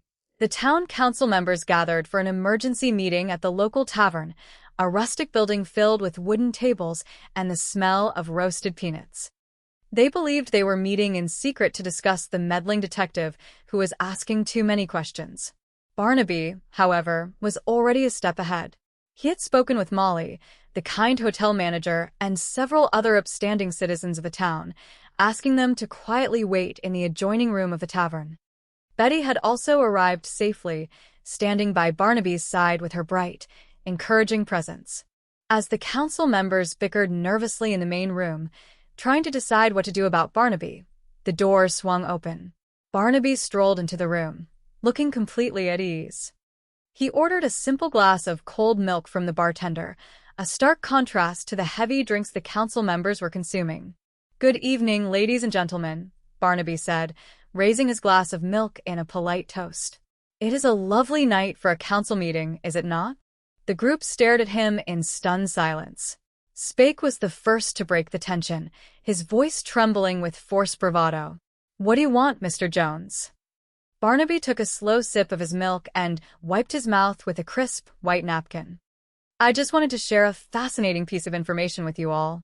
I received a call from the State Police Laboratory. They reconstructed the glass fragments found at the scene where poor Mr. Nick Gorman lost his life. The sheriff here claimed it was a large luxury car that struck him, but the laboratory confirms the glass belongs to a single, dual-beam headlight, the exact kind used on a sturdy terrain vehicle. Something exactly like a rancher's Jeep." He let the words hang in the air, watching the color drain from their faces. He turned his gentle gaze towards Spake. "Mr. Spake," Barnaby said softly, "the state police are on their way right now to examine the Jeep you were driving the day you struck Nick Gorman." Spake panicked, his eyes darting frantically toward Eli Ryle. "It was not me. I was not driving. It is Ryle's Jeep. He was the one driving." Eli Ryle leaped to his feet, his face red with fury. "You fool. Keep your mouth shut. I was not driving." "Of course you were," Spake yelled back, completely losing his composure. "You smashed the left headlight on impact. You are the one who buried the skyjacker on your land. You took the $1 million. You buried Russ the mechanic there too when he tried to ask for more money. You greedy cowards," B. Johnson cried out, covering her face with her hands. "We should have never taken that money. It has brought us nothing but misery." The room erupted into chaos as the conspirators turned on one another, shouting accusations and confessing their hidden sins in a desperate attempt to save themselves. They completely forgot about the mild-mannered detective standing quietly near the bar. Barnaby simply stood there, his hands resting easily in his pockets, a sad but satisfied smile on his face. He nodded toward the wooden doors leading to the adjoining room. Betty pushed the doors wide open. Standing there were Molly, the bartender, and half a dozen respected members of the community. They had heard every single word of the loud, frantic confessions. The squabbling over the money, the admissions of guilt, the terrible reality of what their town leaders had done, all of it was now out in the open. The local sheriff, who had been sitting quietly in the corner, realized the game was entirely over. He lowered his head, knowing he was just as guilty for turning a blind eye and accepting a share of the stolen money. "Well, Sheriff," Barnaby said, his voice firm but devoid of malice, "I suppose you should do your duty, though it seems you will have to arrest yourself along with your friends. The state police will be here in a few moments to assist you." There was no violence, no dramatic escape. The immense weight of their guilt, combined with the sudden exposure of their secret, completely drained the fight from them. They surrendered peacefully, their grand illusions of wealth shattered by the simple, enduring power of the truth. The following afternoon, the bright sun shone down on the tranquil lake of Parker Junction. The dark cloud that had hovered over the town was finally gone, replaced by a renewed sense of peace and community. The townspeople were already working together to heal and rebuild trust. Barnaby sat comfortably on the edge of the wooden dock, his new fishing rod cast out into the sparkling blue water. The air was sweet with a scent of pine and fresh water. Betty walked down the dock, carrying a small picnic basket filled with delicious sandwiches and fresh fruit prepared by Molly at the hotel. "How are you doing, Barnaby?" Betty asked cheerfully, sitting down beside him and opening the basket. "Did you catch anything yet?" Barnaby chuckled, reeling in his lines slightly to check the bait. "Not a single nibble, my dear. I suppose the trout really do know that the season is officially closed, but I do not mind at all. The company is wonderful, and the scenery is absolutely spectacular." "I have some excellent news," Betty said, handing him a perfectly made sandwich. "I spoke with Mrs. Helena Gorman on the telephone this morning. Because Eli Ryle was found responsible and he carried a substantial liability insurance policy on his vehicle. Helena and her twin babies are going to receive a settlement of over $20,000. It is more than enough to pay her rent, clear her debts, and secure a bright, safe future for her children. A warm, genuine smile spread across Barnaby's face. He looked out over the water, feeling a deep sense of fulfillment. Helping a family find peace and stability was always the greatest reward of his profession. The money was not a replacement for a lost loved one, but it was a bridge to a better tomorrow, a way to ensure that love and care could continue to blossom even after a harsh winter. "That is truly wonderful news, Betty," Barnaby said, taking a happy bite of his sandwich. "Justice has a lovely way of balancing the scales when good people refuse to give up." "Also," Betty added with a playful twinkle in her eye, "since the town currently does not have a sheriff, the mayor asked if you might want to temporarily take over the job. You could spend the next few days fishing and keeping the peace." Barnaby let out a hearty laugh, the sound carrying across the quiet lake. "I think I will politely decline that generous offer, Betty. I am just a simple, retired fellow who occasionally enjoys untangling a complicated knot. Let us leave the law enforcement to the professionals and focus on finishing this magnificent lunch." They sat together on the sunlit dock, enjoying the serene beauty of the natural world around them. The case was closed, the truth was revealed, and the gentle rhythm of life in Parker Junction slowly returned to normal. It was a beautiful reminder that no matter how deep a secret is buried, the light of truth will always find a way to shine through, bringing healing, justice, and the promise of a brighter day. The lake rippled softly, a quiet witness to the enduring strength of the human spirit, as Barnaby Jones cast his line out one more time, fully at peace with the world. The afternoon sun cast long, golden shadows across the rugged landscape of Parker Junction, a quiet town nestled beautifully in the mountains of Northern California. Nicholas Gorman stood on the edge of the sprawling property, his face lined with a mixture of exhaustion and growing suspicion. He had come to this remote, picturesque place looking for his old friend, Johnny Arthur, but all he had found so far were closed doors and hostile stares. Across from him stood Eli Ryle, a burly rancher whose eyes held a cold, guarded expression. Nicholas took a deep breath, trying to keep his temper in check and maintain a peaceful dialogue. "I would really like to know what is going on in this town," Nicholas said, his voice echoing slightly in the crisp mountain air. "I asked that real estate woman just some plain, simple questions, and she practically throws me out of her office." "Why?" "And on top of all that, somebody points a rifle at me. That big shot rancher over there. What is his name?" "Ryle." Eli Ryle stepped forward, his jaw tight. "The name is Eli Ryle, not what is his name.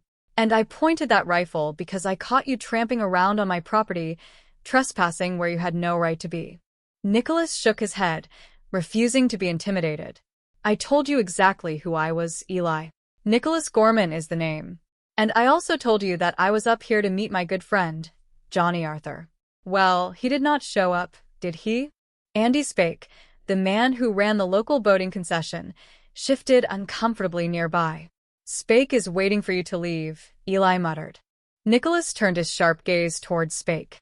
"Spake, you're the one who told me that the boating concession is closed for the season. I do not like it. It feels wrong. I know different." John Flory, a wealthy local businessman, stepped up smoothly. "How do you know different?" "How?" Before Nicholas could answer, a young mechanic named Russ Lee walked up to the group, wiping his greasy hands on a rag. "Hello, Mr. Johnson," Russ called out. "Are they all here?" "Not Mr. Flory yet." Nicholas ignored the mechanic and focused on the group of town leaders. "Well, the 4 big shots in this town have made it plain enough that they do not want me around, and now something very mysterious happens to my car." He glared at them. "Is that not right, Mr. Flory?" "Not mysterious at all, you say. We discovered what it was. The manifold and carburetor both, you claim. But wait a minute. You tell me one thing, and your mechanic tells me something else. Now, what is all the stalling about?" Flory spoke in a calm, soothing voice that did not quite hide his underlying panic. "Mr. Gorman, I expect a telephone call very shortly confirming that your car is ready, and you can be on your way safely." "On my way. Yes, sure," Nicholas replied bitterly. "Then you better watch out, all of you. I have been asking the sheriff a lot of questions." No answers yet. But I know very well something fishy is going on around here. Listen to me. The only thing I cannot figure out is if they all want me out of here so badly, how come all of a sudden my car goes on the blink? Flory sighed, trying to maintain his composed facade. Mr. Gorman, nobody is trying to keep you here in Parker Junction. You're just upset because your friend Johnny Arthur did not show up for that hunting and fishing trip you planned. You're just upset. Nicholas did not buy it. He turned away, leaving the council members to murmur among themselves. Did it really come to this? Spake whispered fiercely to Flory. We agreed. Why me?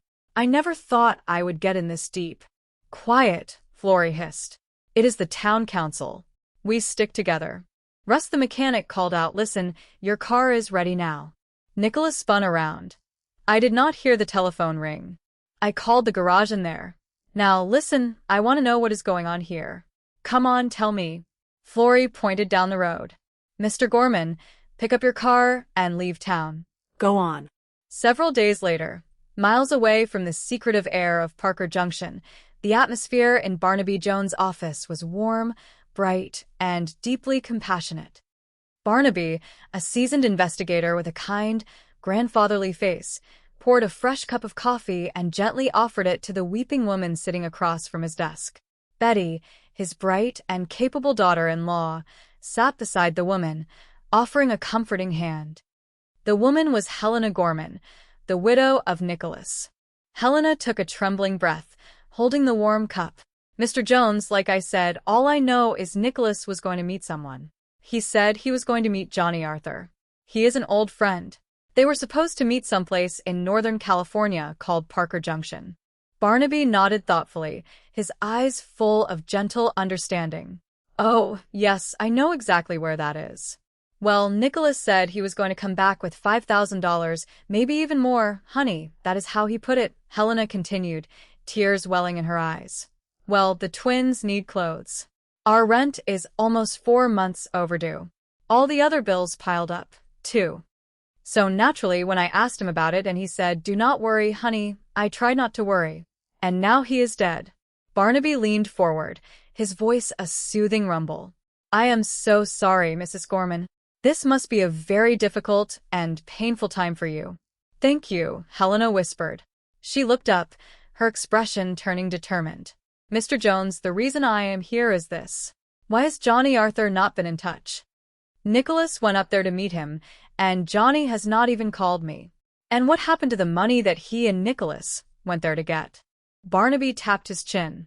Are you convinced your husband left Parker Junction with money? That is why he went up there, Helena insisted. Barnaby exchanged a meaningful look with Betty. You are thinking he might have been followed and killed for it, are you not? Betty smiled gently at her father-in-law. What is it that Hal always said, Betty? Barnaby asked fondly. Betty's eyes shone with warm memories. Oh, he always said that you always said, look for the obvious. Right? Barnaby smiled. Helena leaned forward pleadingly. Mr. Jones, I really need help. Would you look into it for me? I cannot pay much right now, but... Barnaby raised a hand gently to stop her. Yes, well, we will work that out. Do not you worry about the money right now. This Johnny Arthur, when is the last time you heard from him? 6 weeks, maybe even longer than that, Helena replied. The night Nicholas called, he said Johnny had not even showed up at Parker Junction. Maybe he never did. I am worried about him, too. Barnaby stood up slowly, projecting a steady, comforting strength. All right, Mrs. Gorman, we have your telephone number and we will be in touch with you very soon. Thank you, Helena said, standing up with Betty helping her gently.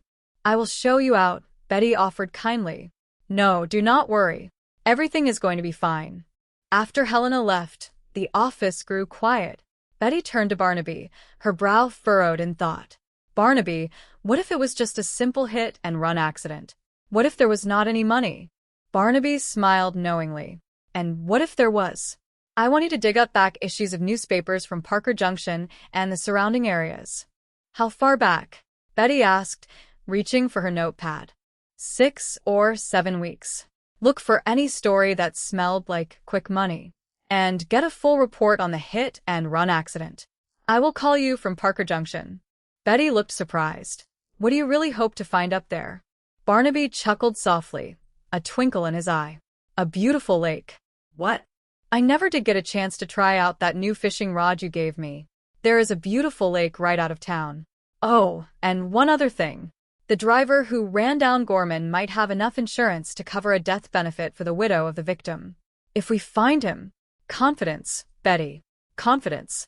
Meanwhile, under the cover of the starry mountain night, Russ the mechanic hurried down a quiet alleyway.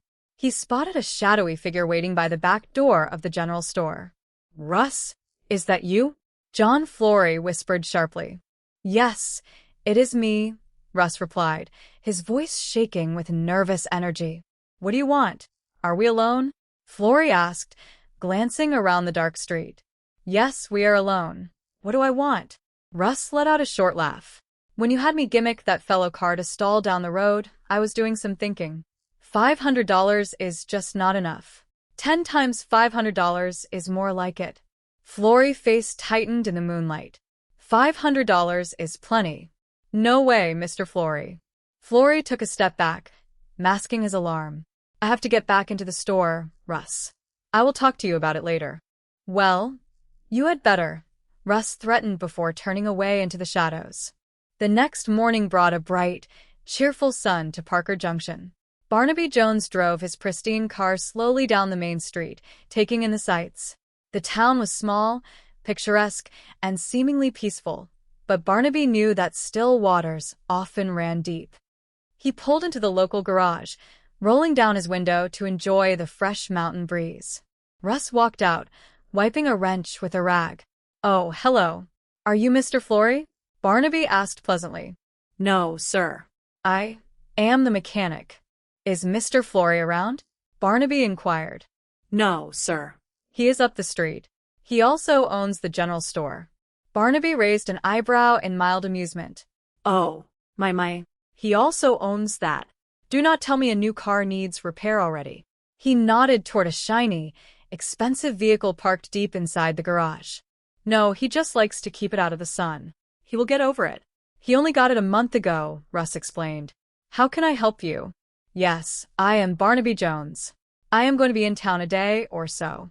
I would like to have my car lubricated and tuned if you think it needs it.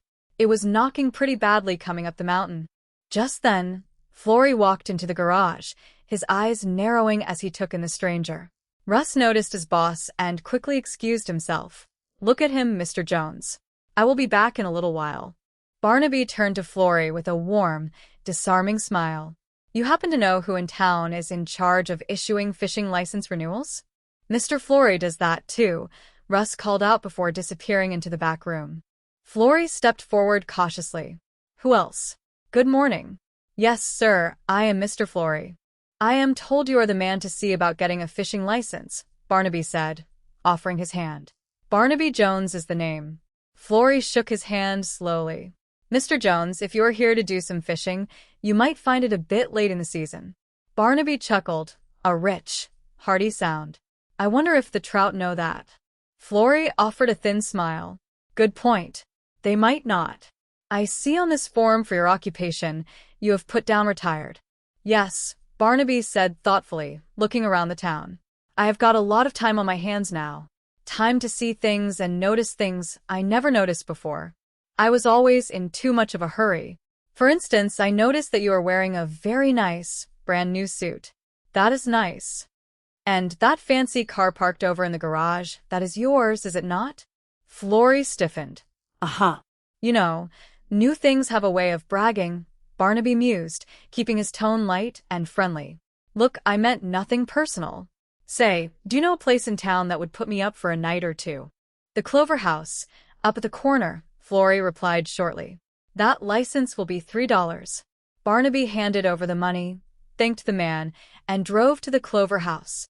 That evening, the air in the back room of the local tavern was thick with tension. The town council had gathered in secret. Flory slapped a piece of paper down on the wooden table. That is a duplicate of the fishing license I sold him, Flory announced to Spake, B. and Ryle. Spake frowned. Well, a man could be here for just a little innocent fishing.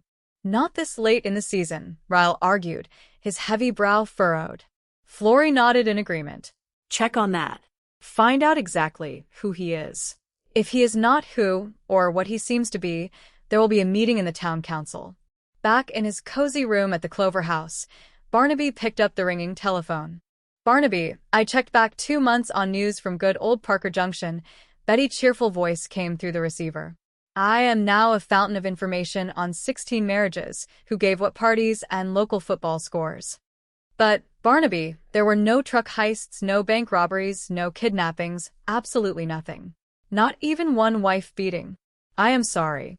I guess that is not much help, is it? Barnaby asked gently. You guessed correctly. It is not. Do you want me to do anything else? Yes. Get a hold of our client, Mrs. Gorman, and find out all you can about Nicholas' friend Johnny Arthur.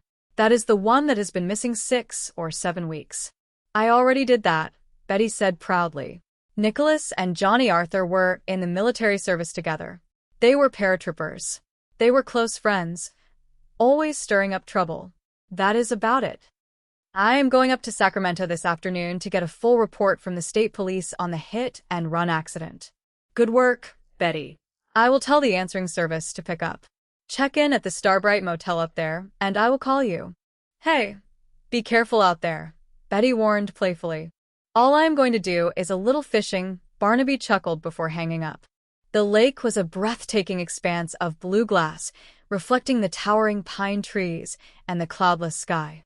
Barnaby stood on the wooden dock, admiring the row of pristine, brand-new boats tied to the moorings.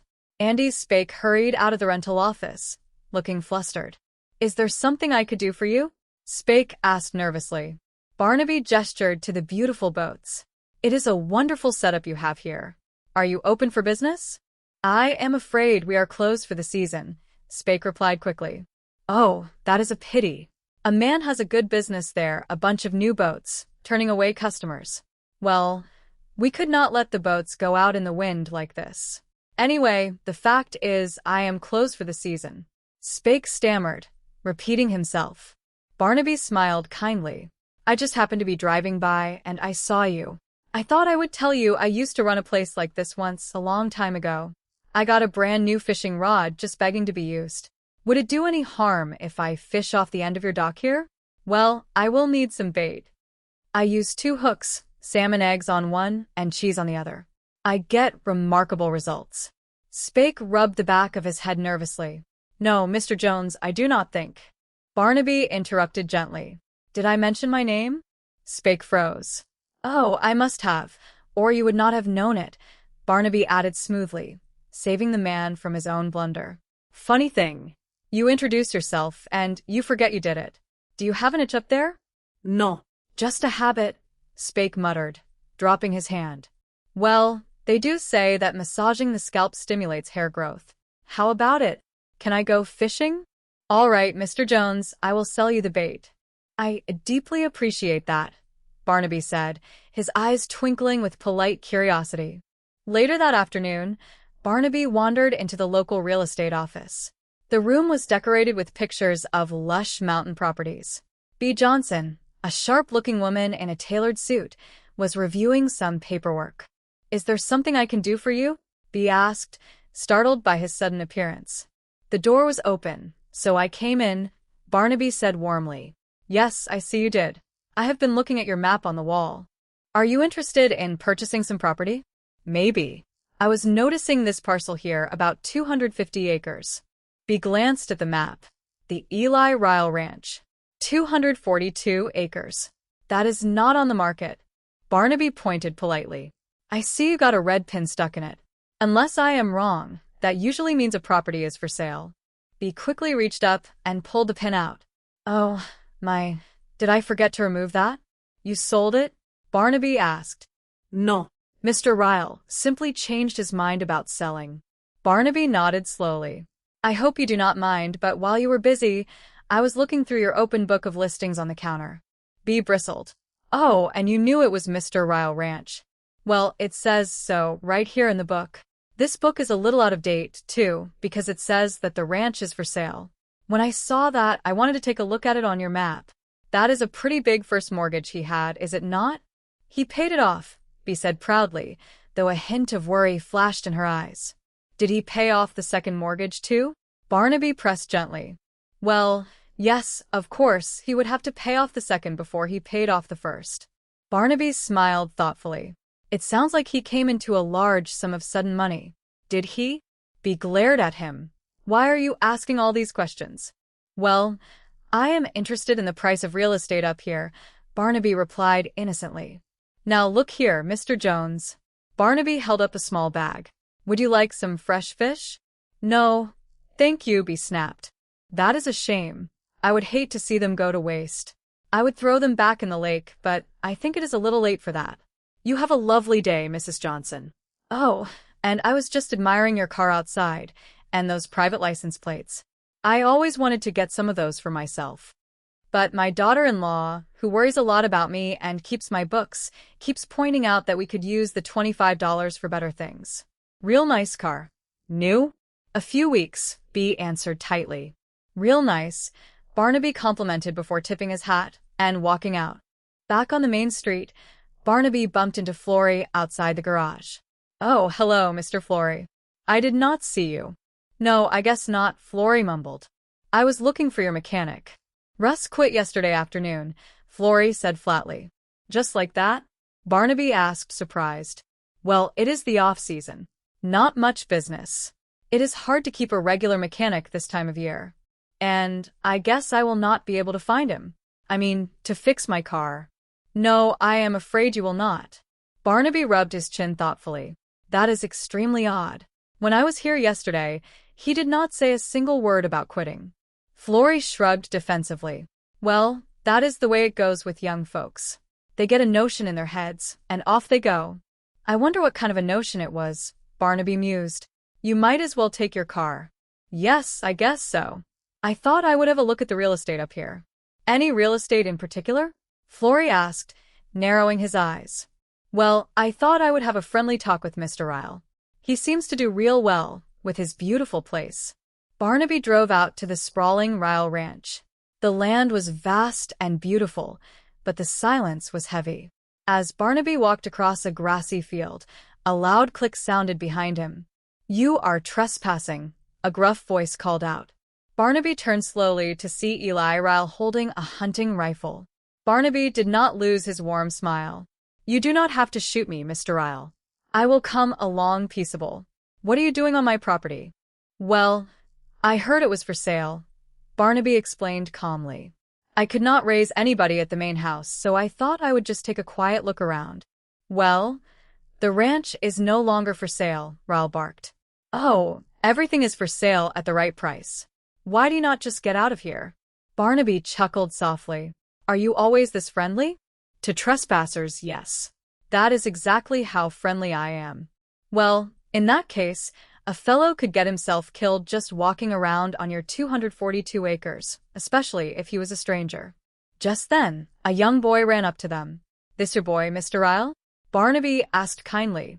Yes. I am Barnaby Jones. What is your name, son? Eddie, the boy replied with a shy smile. Eddie.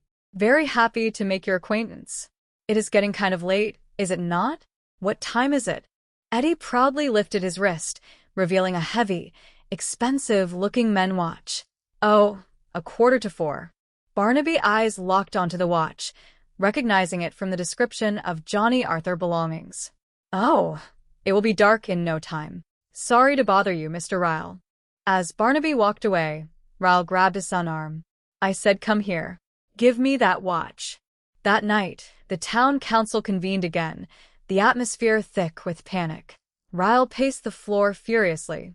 I told you to get rid of all the gear, everything. Do you want to advertise to the whole world that we buried a hijacker here?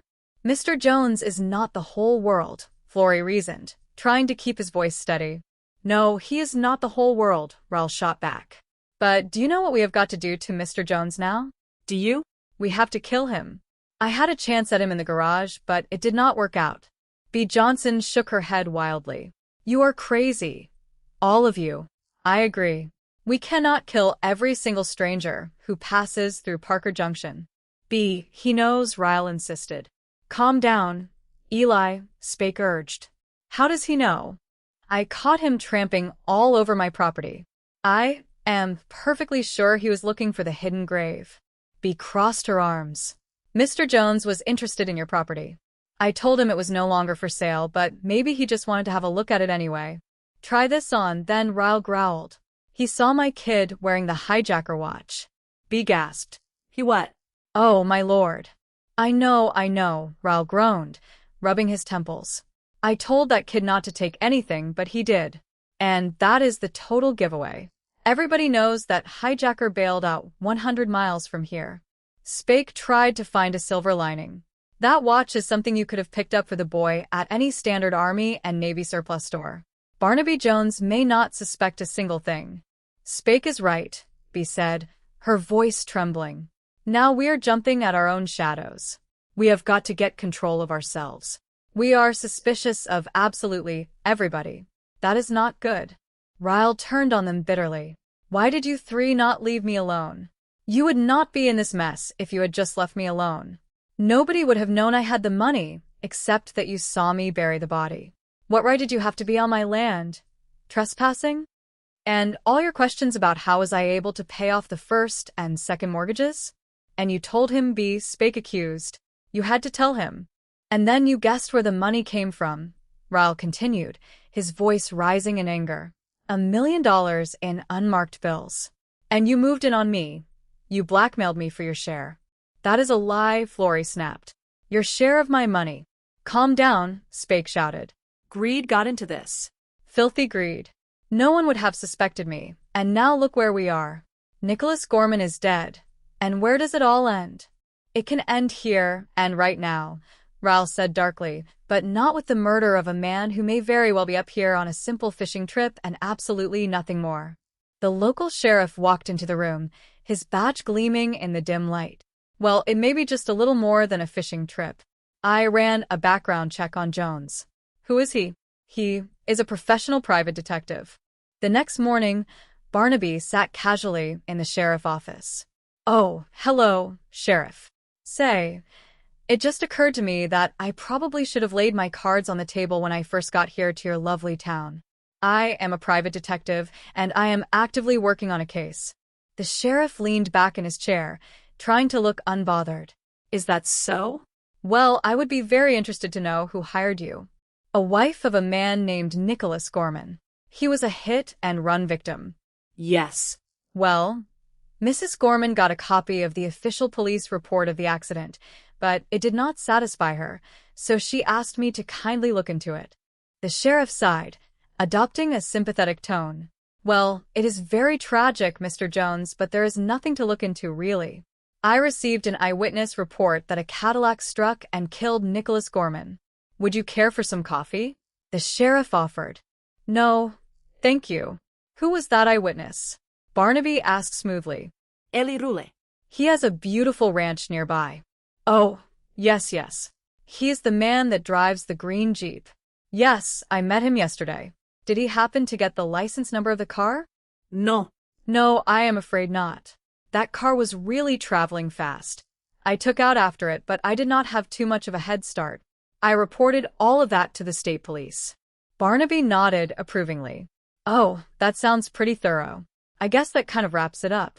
Of course, Mrs. Gorman seems to think that her husband was carrying a large wad of money. Did you find any? I did not find any. It could be pure conjecture. You know how wives are, and what husbands tell them just to keep them happy. Barnaby leaned forward, a conspiratorial twinkle in his eye. Do you mind if I tell you a little professional secret? Sure. Taking on this case was just an excuse for me to get a little fishing in. The sheriff chuckled nervously, but once Barnaby left, the smile dropped from his face. The sheriff marched straight to the back room of the tavern where the counsel was waiting. Did you hear that? Ryle demanded. I suppose you believed him. Well, you people do not believe anybody, the sheriff retorted. That is right, Florrie said. We get a check on every outsider coming in here, and he is smart enough to know that. He identified himself just to throw you off the trail. Well, he did not throw me off, the sheriff fired back. And you four are not putting me off another day. The sheriff wants his cut of the money. Yes. Well, How long do you expect me to stand by for a string of homicides? Hit and run, or any other kind? You will get your money, Florrie promised smoothly. You bet. I will see to it, Sheriff. I will see you get it. You will see to it? Riles scoffed. You people make me completely sick. A private detective gets here, and you have sudden riches showing all over town. He is not an idiot. I do not know which one of you got the assignment this time, and I do not want to know. But whoever it is, you better not miss. Back in his room, Barnaby took a call from Betty. Her voice was buzzing with excitement. The medical coroner reports that when Gorman was hit, his body made violent contact with the vehicle. The sheriff claimed it was a Cadillac. Well, Mr. Jones, there is now a serious question about that. There was glass from a shattered headlight all over the road, and the laboratory has been putting the pieces together. Some of them are as tiny as slivers, so it is quite a massive job. It might not be a Cadillac headlight. We do not know yet, but we strongly suspect it is too big for a Cadillac. A car like that has double headlights, and the glass covering each is approximately 6 inches in diameter. The headlight, now being meticulously reconstructed in the laboratory, is considerably larger. Barnaby smiled proudly. Really? Yes, Betty continued. A single headlight with a dual beam. The kind used on smaller vehicles such as compact cars or jeeps on that order. I see. So we will know more about it once it is all pasted together safely. But the sheriff in Parker Junction said that the hit and run vehicle was a Cadillac. Well, he probably really did not see it himself and simply took somebody's word for it. These accident witnesses are wrong half the time, Betty offered. Still, that is no excuse. Hit and run is a very serious felony. Right. Well, thank you very much, Betty. You are welcome. Say hello to your lovely father-in-law for me. I will do that. Goodbye. Barnaby walked down to the lobby of the Clover House. The warm, inviting smell of home-cooked food filled the air. Good afternoon, Mr. Jones. The hotel owner greeted him with a bright smile. Good afternoon, ma'am. Just Molly. Everyone calls me Molly. Have a nice day. What is the matter with my car? Barnaby muttered to himself, acting slightly confused. He turned to Molly. You know, it is a funny thing, but you know Russ, the young mechanic down at the garage? Molly nodded.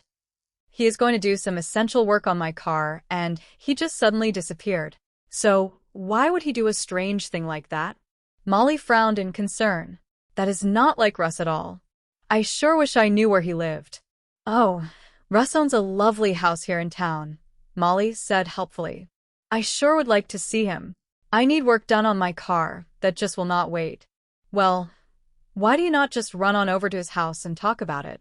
He lives at the corner of Orchard and Market, a beautiful little house with grand pillars on the front porch. Barnaby thanked her and went to investigate. He found the house empty, but the signs of a hasty struggle were faint but present. Russ was gone, and Barnaby knew in his gut that the young man would not be coming back. Barnaby strolled casually into the tavern that evening. The council members were huddled in the back booth. Good evening, gentlemen. Looks like a council meeting. They stared at him in tense silence. Hello, Mr. Jones, Florrie finally said. Beer? Would you believe I could have a glass of milk? Barnaby asked with a gentle smile. The bartender nodded. Yes, sir. A shot of whiskey in it or a double? Straight. Straight milk. Barnaby took a sip and turned back to Florrie. Well, Mr. Florrie, it looks like I am going to have my car fixed after all. I do not know who is going to do it. Your mechanic, Russ, Florrie said stiffly. I told you. Russley took off for parts unknown. Well, that may very well be. But it does seem quite strange to me.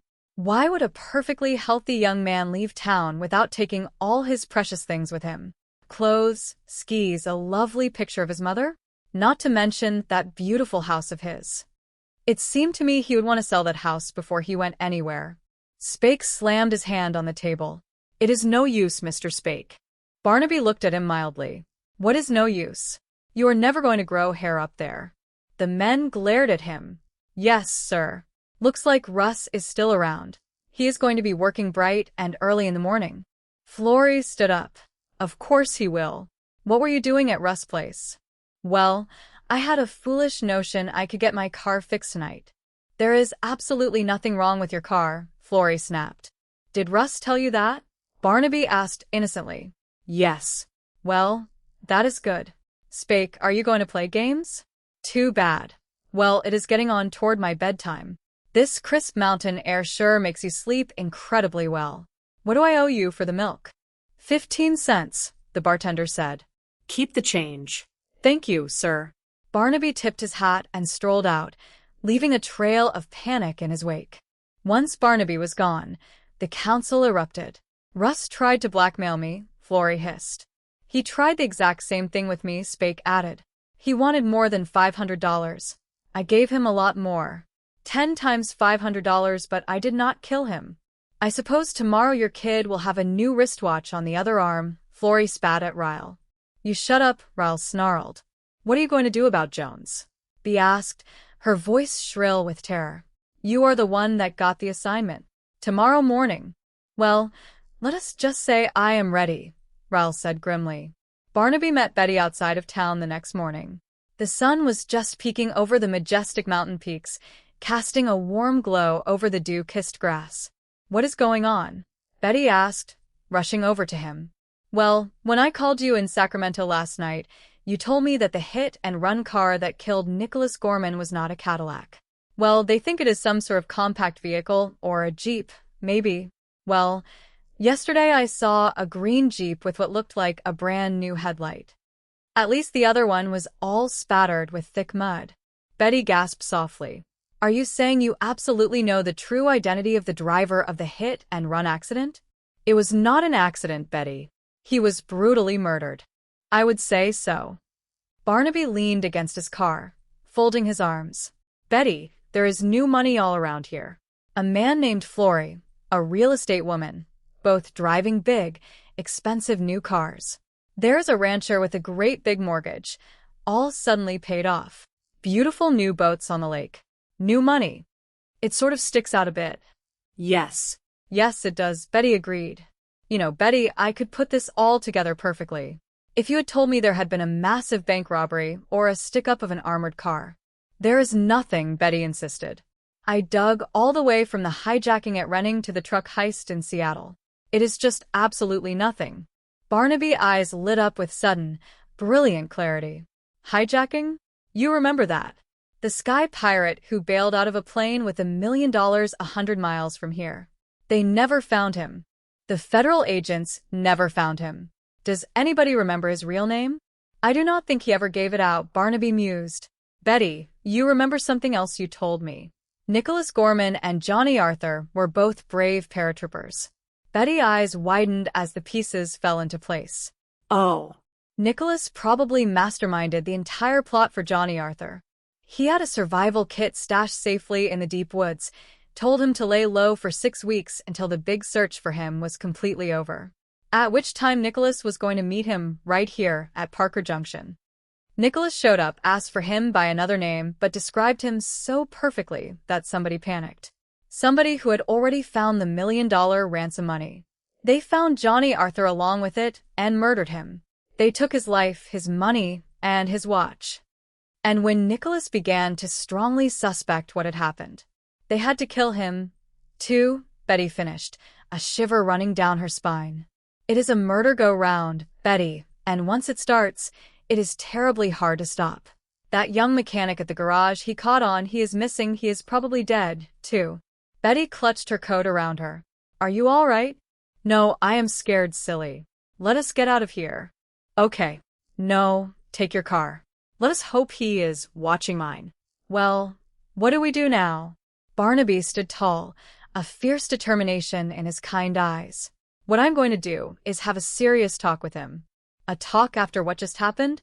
There is no concrete proof against the killer of Nicholas Gorman that would warrant making a legal arrest. Well, then what can you do? I must have stirred him up pretty good last night in the tavern. Now I am betting that they're going to call a major panic meeting, and I am going to be there, Barnaby. My guess is that the Skyjack secret is among the 4 of them. 5, counting the corrupt sheriff. Nobody else in town knows a thing. And they are not fools enough to raise a hand to me in front of honest citizens who may turn out to be reliable witnesses later on. What witnesses? You will find some. That Molly that runs the charming hotel up there.